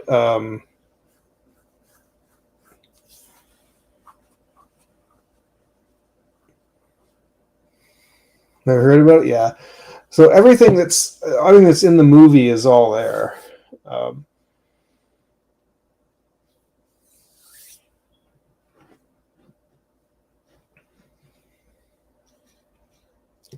That's one of my favorites, actually. That one. The movie was made in the mid '60s, around '66, and the only one that's left alive was the little girl. Was a woman named Jackie Naaman Jones, and the evil character in this was her actual father in real life. Somebody played her father in the movie, but her actual father in real life was this guy, the Master. He passed away about 7 or 8 years ago. Jackie's in her 60s now, but she lives out west. I want to say Arizona. I could be mistaken. She has a whole art studio. She's an artist herself. So is her dad. She got it from her dad, actually. And I bought her book on growing up with Manos. I'm going to sneeze. Excuse me. And kind of on and off just chatted a little in text, but when I start Art Block again, Art Block was an interview little show that I had, mostly with my friend Enrique from California. We had it every Wednesday night, and I'm hoping to start that back up again. But I'd really like to get Jackie on here. I'd really love her to come on. She anytime she's interviewed, it's always about Manos, but she seems to really love talking about it. But I'd like to talk a bit about her artwork and her art studio. So I'm going to see if I can talk to her, and maybe next year sometime, maybe we can put that together. I need to get a few more people on here, and I need to get a few more subscribers and get a little more going with this channel and make sure that Art Block becomes a regular thing. I want to get some regular guests on there. So that's something maybe I might try and do. We'll see. I guess I have to see if she's free and if she'd be up for it. She's the sweetest lady in the world. Sweetest lady you could ever meet. And she's on Facebook. She was on YouTube. I don't know if she still is. She read her book on YouTube, but she's definitely on Facebook. Somebody started they did a sequel. She was in that. Somebody's doing another alternative sequel as a series. She's actually in that. So she still acts. She still does acting and performing. So sort of a magic school bus, magic hippie bus. Actually, I kind of don't like this one anymore. I think I need to do some changes with this, but we're particularly big on this one. But I hope so, Kevin. Yeah. I do have a lot of plans for this channel. I always have for a long time. It's just been, I get called into work a lot, and Just things come up in my life that throw wrenches into everything, and just have been trying year after year to make things happen, and it just shit keeps hitting the fan all the time. So this was another favorite of mine. I'll probably do for St. Patrick's Day. I should start planning for that pretty soon. I've learned over the years you have to kind of plan for things several months in advance. I'm way behind for Christmas. Like Halloween's gone. It's done. I don't know if we got anything done in time for that. So I'll mind you, on Halloween night, I'll be doing like a full night, all night live stream. I'll be starting about 7 or 8 o'clock, and I'll go all night on that one. This is from Santa Claus Conquers the Martians. If you haven't been able to tell yet, I love B movies. I love old, low-budget B movies. And so I'm always doing drawings related, because I think it makes for really funny, entertaining artwork, especially if you're familiar with the subject material. It makes for some really great, fun artwork. But yeah, where was the Bugs Bunny one? This one I can't sell, although I did do this from scratch. I did this one on the iPad from scratch, and it's a scene from What's Opera Doc. Torgo movie. That was the robot from Santa Claus Conquers the Martians, if you've ever seen that. He really didn't do much, but he did have his own theme music. So anyways, this one's a particular favorite of mine, and but it is pretty much, I did pretty much just copy that scene from the film, and you have to frame, if you go frame by frame in this moment of What's Opera Doc, you can find the one that I actually pulled this off of.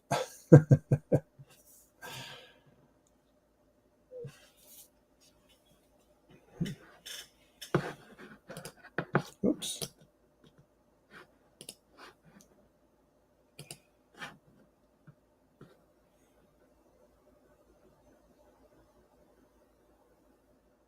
David Hartman for no, I didn't. I'm broke. What is there? So Dave Hartman's B movie comic.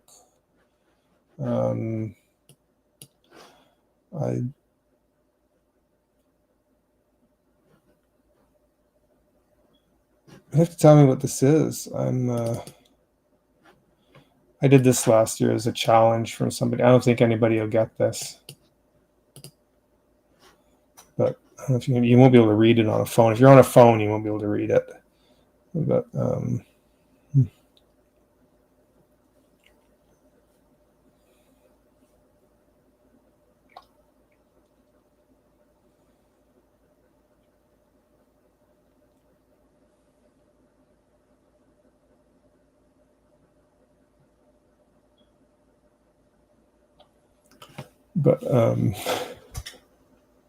that was fun working on that one, by the way. David, I'll have to actually have a look up to see what that is.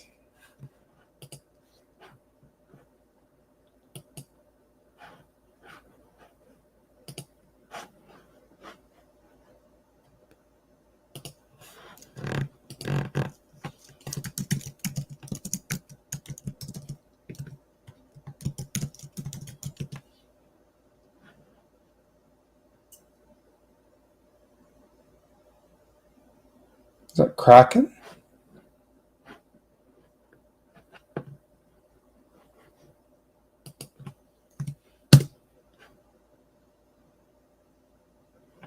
Is he on the Artcasters?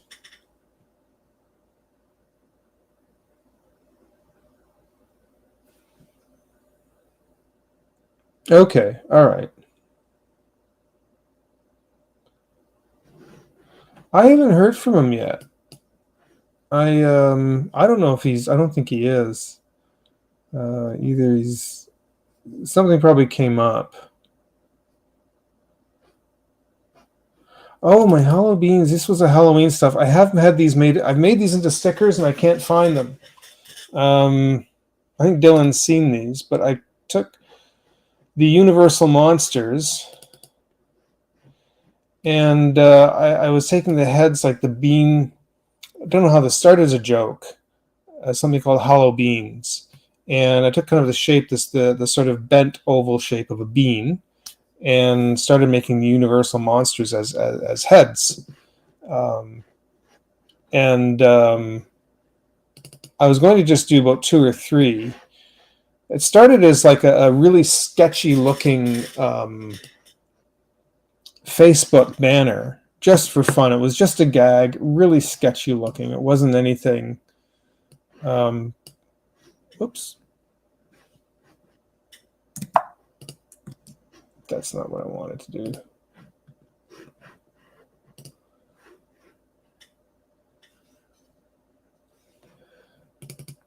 I'll probably hear from him later after the stream's over. I'll chat with him. There's Frankenbean, the Wolf Bean. Oh, here, I should put up Bride of Frankenbean. So, and all of these I have made into stickers, just the heads, not the backgrounds, although I might do something with the backgrounds as well. But they were a lot of fun to do these, and I did the whole set. I had a whole set of like 8 or 9 of these, all the main characters. Here, I can bring the other ones up. There's only 3 more. The Invisible Bean, the Mumby, and then they all had bean themes. Now Dylan's familiar with these ones. This is the one that cracks everyone up. The creature from the Black Lagoon.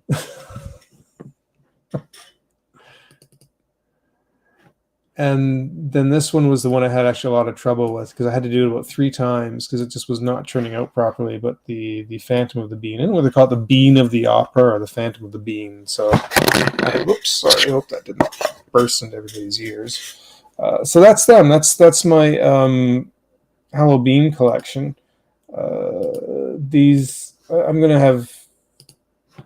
I'll see if I have to see. I wish I could find my sticker book. It's Halloween, and I can't find them. I'm so mad. So that's some stuff that I worked on. That this was supposed to go on a mug, which was Dragon Coffee. Start your day with Dragon Coffee. I know a lot of people that like this one. They really, really like this one a lot.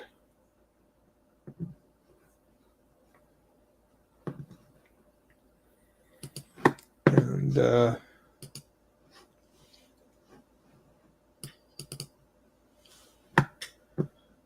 fruits, that was kind of boring. So the adjusted size, just some silly things I worked on that don't really. That's a retro thing, like a comic book thing.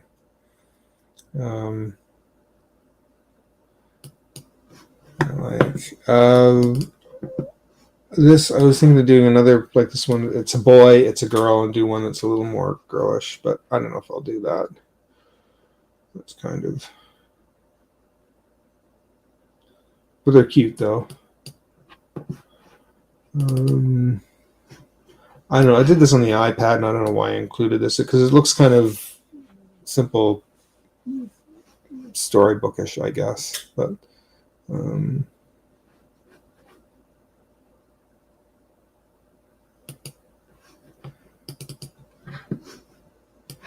Merry Christmas. I have a Happy New Year one as well.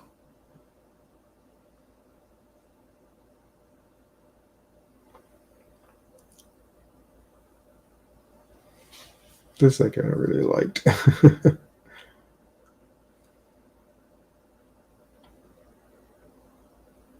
This one too, I drew the lettering as opposed to actually typing out a font. I actually wrote, because most of these I just use a font of some kind. It's rare that I ever make the lettering on it. I'm just not a big one for drawing out letters.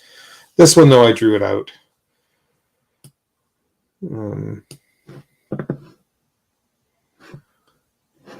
Oh, I remember this one.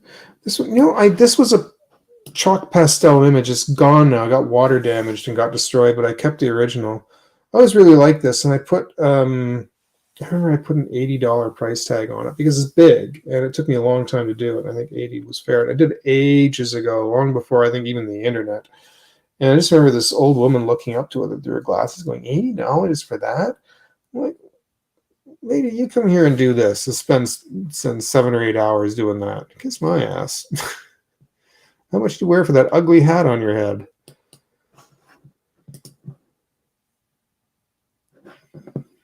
There we go. That's some of the stuff that I got completed to made into prints, let alone stuff that's not even halfway finished. People seem to like this one, which was the eye.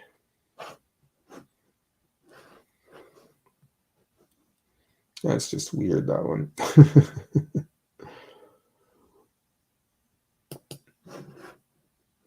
Oh, here's the New Year's one. This was the Happy New Year's one. You can see it still says 2023, but I'll have to do something with that. Hard to believe it's been that long that I did that.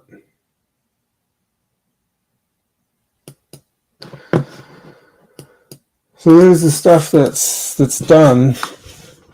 One of the things I have in work in progress. My Star Tales anthology, which it's actually not an anthology, but there's Matt's. There's Matt's stuff. Yeah,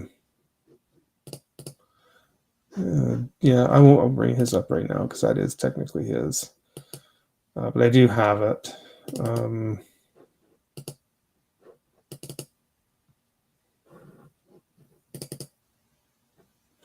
I was going to attempt. There was a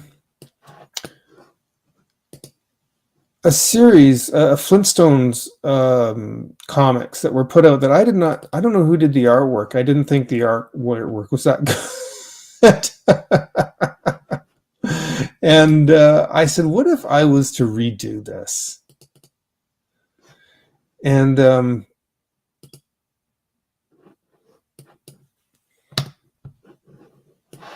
I thought these were not very good. They're not on model. They don't look proper. They're cute. They really are cute. It's done by Carlton Comics. They're just very stiff and they don't look proper. And so I thought, what if I could do something better than that? And I had started to redraw it. And I just never finished it. I would actually love to finish these. But yeah, so that was, you can see just by adding a little bit of dynamics to it. Kind of changes it. And I never, I'm covering it up. So yeah, this one or this one. Theirs or mine. Yeah, I never do get a chance to finish that though. I'd like to finish this one up.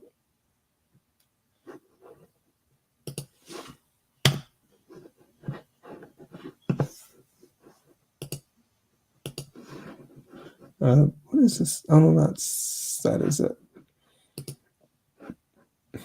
Star Tales was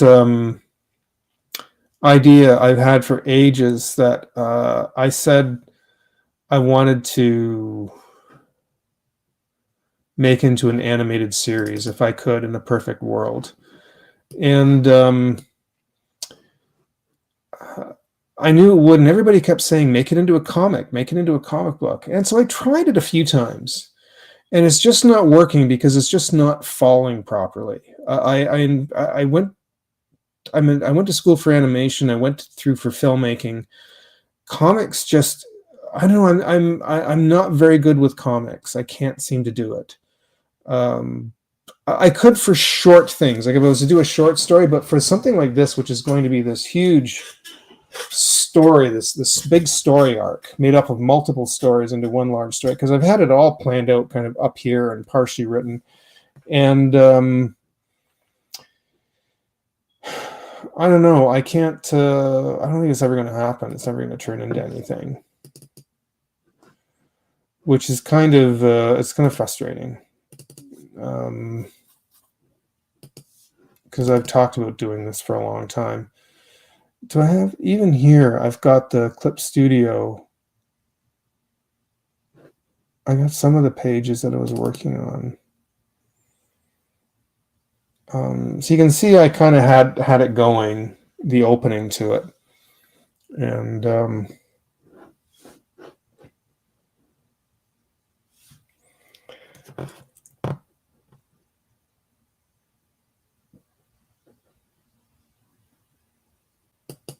but it's just, I don't know. I don't think it'll, this was just the roughs, just so I knew how it was going to flow.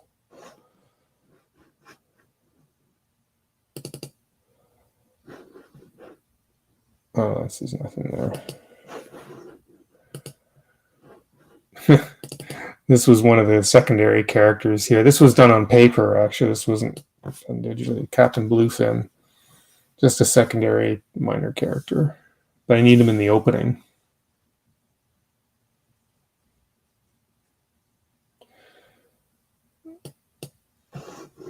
So that's...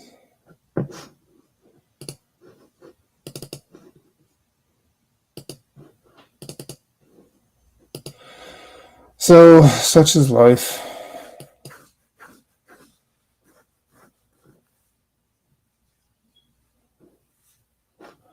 My friend, oh, it was a rough. My friend Benny in the UK, my poor buddy, he's not doing very well, but he was getting into not just weightlifting, he was getting into powerlifting.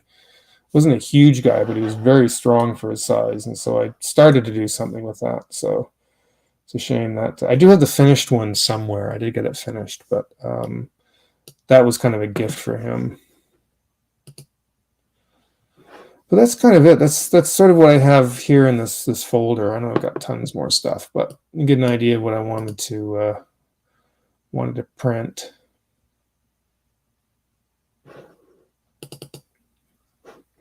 I could kind of go on all night.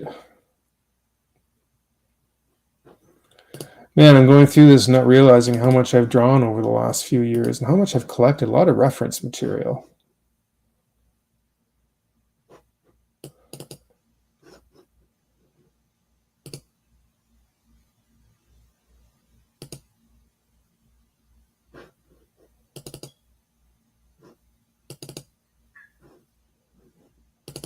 Well, there was the finished one. That was the finished one for him. I shouldn't put this one up too much, really, because that's kind of a gift for him. But that's... Oh,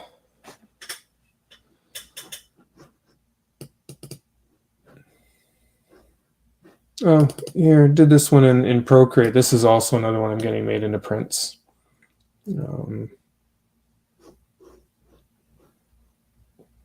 I like how this one turned out. People seem to really like this one. And although this was just sort of something I had fun with one night I was drawing, people seem to really like this one for some reason. So I might just kind of make that into prints or on something. I don't know. Maybe I haven't made a couple prints. But yeah, so that's... Oh, this was cute. A lot of people like this one too. My friend Benny really liked this, so...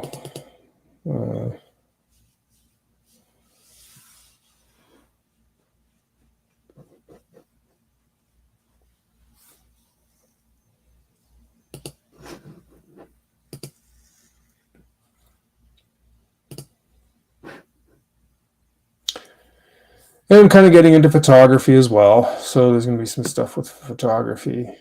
I'm going to be doing... Actually, I started a whole second Instagram account. I have my main Instagram account is same name as this channel, Phil Chandler Arts. If you want to go, if you have an Instagram, you want to check that out, you can add me there. And I'm also doing Phil of Photos. And wow, why do I feel out of breath?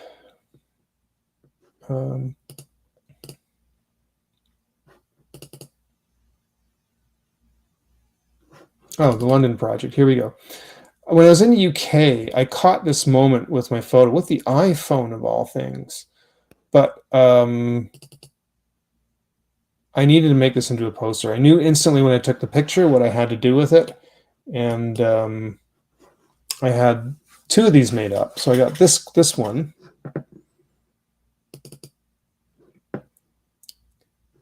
and then I had this one done a little bit different with the London at the bottom. All those pictures in the word London are photos I took while I was there.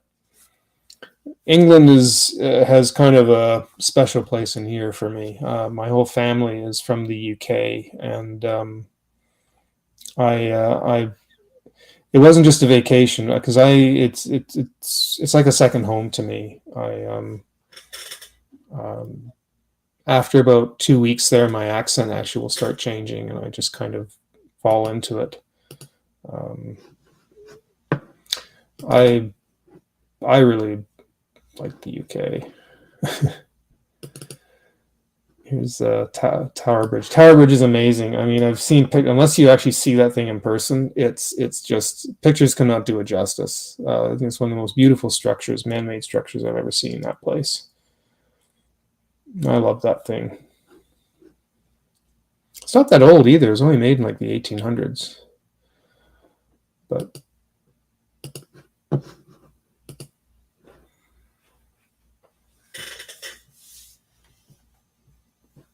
yeah, so that's but where was my I also had a one from Toronto that I was going to.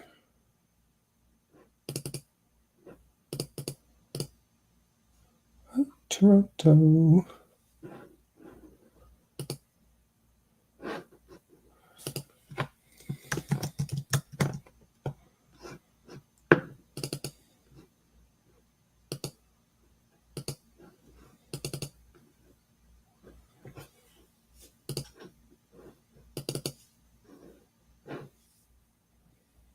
Hmm. Well, this is frustrating. I can't find the one that I wanted.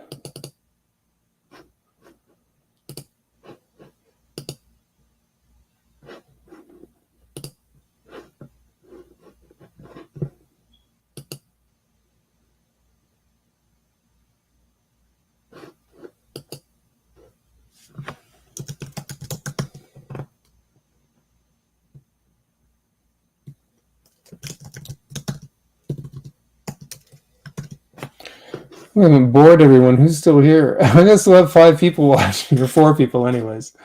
Yeah, sorry. I was trying to find an image that I took um, from Center Island.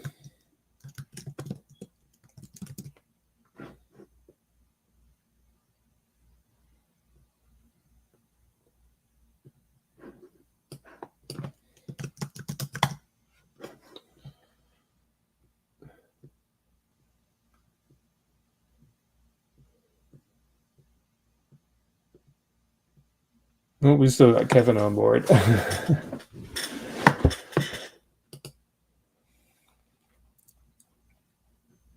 Oh, this sucks. I wish I knew what happened to that picture.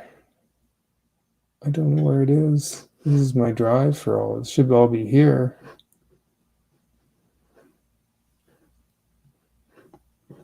Oh, you guys are still there. Okay. Oh, thanks for sticking it out with me. I feel a bit bad because I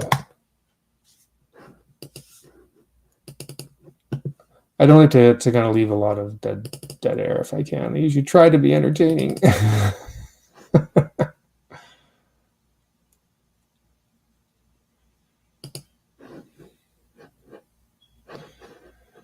But I did have this really nice picture of the Toronto skyline from Center Island that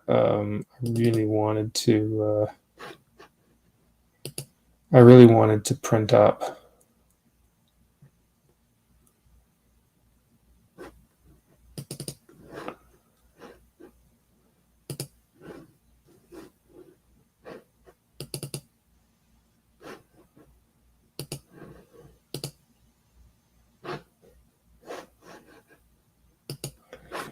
I know where I do have it.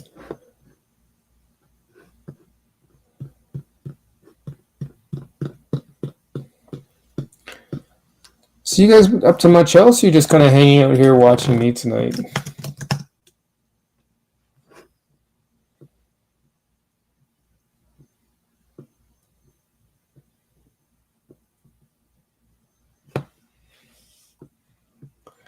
There we go. Now I found those, but not the one that I wanted. There it is. I think I can try and duplicate that. That's not, it's not the one I wanted, but close enough. Oh, I see why. Aha.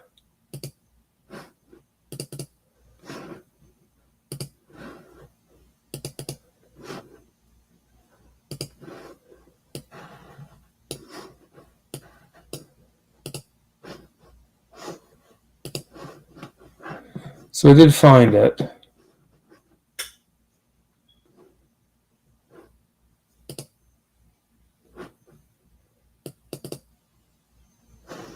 Yeah, so this is from Center Island. It's just in like the right perfect spot as that boat was coming in. You get a nice shot of the skyline through that sort of the swampy edge of the lake. But this one I'm also going to have made into prints as well. So be available.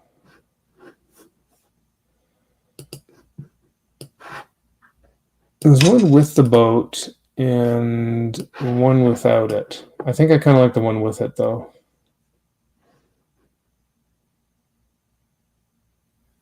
Although this one you can see a little more of the sky dome here at the edge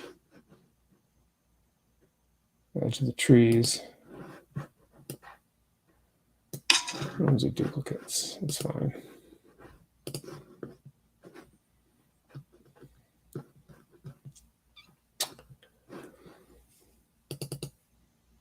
I think what's the time? Oh, it's 1:30. Good Lord. I'm still wide awake. I'm going to be up till like 5 a.m.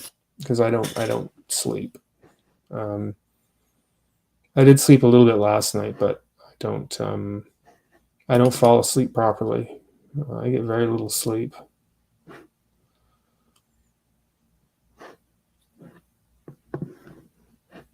So I just kind of hang up all night. Part of it is because I just don't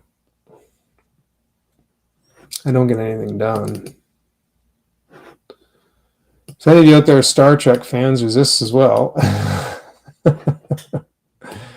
This was done on the iPad.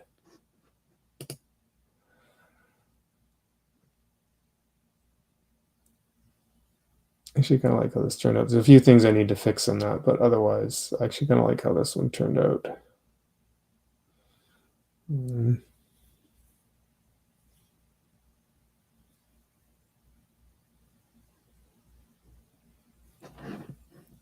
That's one of my favorites, that one.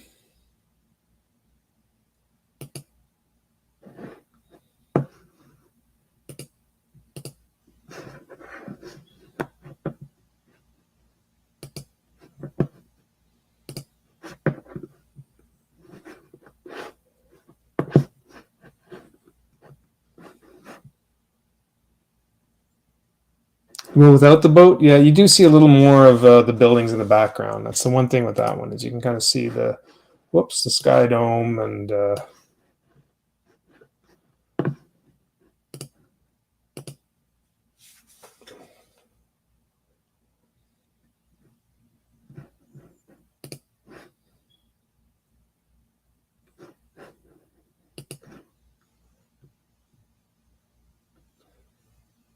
seeing if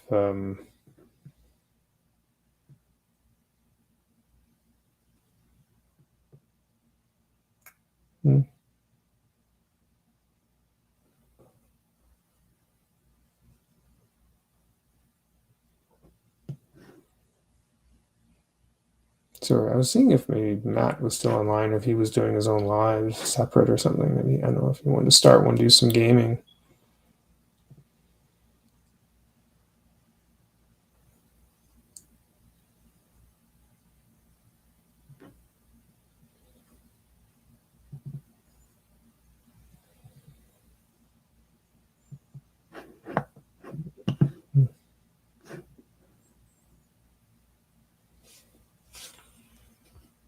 Oh, the CN Tower, Sky Dome, yeah.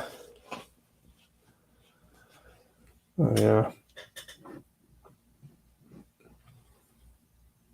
The interesting thing with the CN Tower is that I tell people if you ever go to visit Toronto, um, you can't get lost. Because all you need to do is come back up to the surface and look for the CN Tower because it's right on the edge of the lake. And right next to it is the Sky Dome, and on the other side of it is Union Station. Everything pulls into Union Station. Well, anyway, everything like the GO train pulls in there, Via Rail pulls in there. The subway eventually will pull back into there when you get the like the north and south line. That will pull into there. There's a few buses that will pull into that station. Not all of them do, but a few of them actually pull into that station. So if you're ever visiting Toronto and you ever kind of find yourself getting lost, if you can look up and see the CN Tower, that is south. And if you need to redirect yourself, make your way back to just start walking towards it, and you can redirect yourself from there to find out where you are. But yeah, it's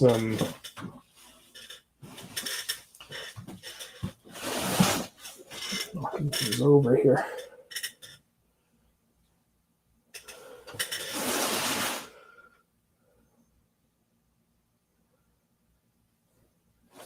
All right. So that's kind of it. I need to actually get started on the website and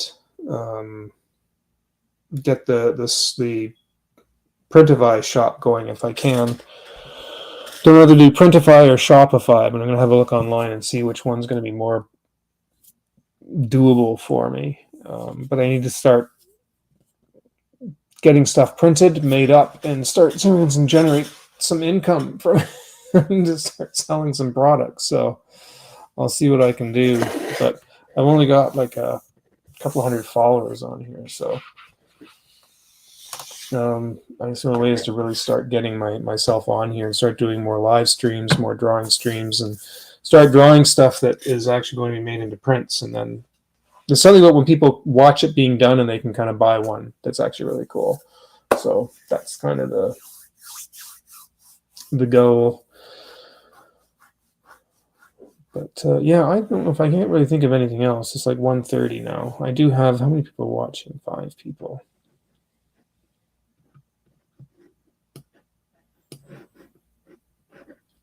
I haven't seen Joshua Kemble in a little while. Dylan knows who Joshua Kemble is, but for Kevin, he's another artist friend that I have online who's from the West Coast. I think he's from California. He's graphic novelist, really good. He's kind of these loose style drawings. It's hard to explain, but he does these big. He spends like years on them, making these big, big graphic novels that are very interpersonal things and stories. And he's doing one that's a commission right now. But he'll come on. He used to do these long lives at night. They go for like a couple hours or more, and he'd just be working on pages. And while he's doing sketching, coloring pages, he'll talk through what he's doing. But he might also play another video at the same time, and he'll open up something and just get into conversation, and we'll chat with him and whatnot. Mind you, he's terrible for keeping on top of on top of all his messages. He always misses them. He'll ask a question, and then you won't see what everybody's answering. So it can be a little frustrating. But I like him though. I like Josh. I like kind of seeing the progress of the book that he's working on. So,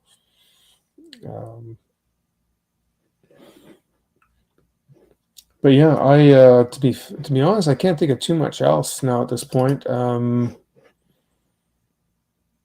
I think maybe how long have they been going for?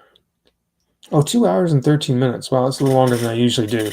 But yeah, I think I'm going to call it for here for the night, so I can kind of start resting and slowing myself down a bit. And also, I think my the battery on my microphone is going to die. So I think I'm going to call it here for tonight, guys. But thank you, though, for sticking it out with me. I had a really good time. And for anyone else watching, he's really not.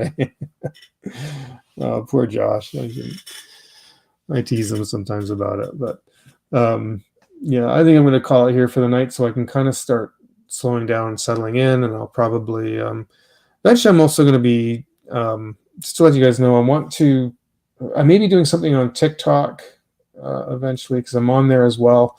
But I have my desk set up to the right here where I have markers and paints, and I need to get the camera set up properly over top so it's not just all digital. Like right now, this is all I'm doing digital. So eventually we'll get the other camera set up over the desk so I can start doing like actual physical painting and alcohol markers and that kind of thing, because I know people like to really watch that, especially the alcohol markers. People love that. Anyways, same with you, Dylan. Good night. And yeah, we will definitely speak again. And thanks, Kevin, for popping in. And we'll see you all again very, very soon. Have a good night, everybody.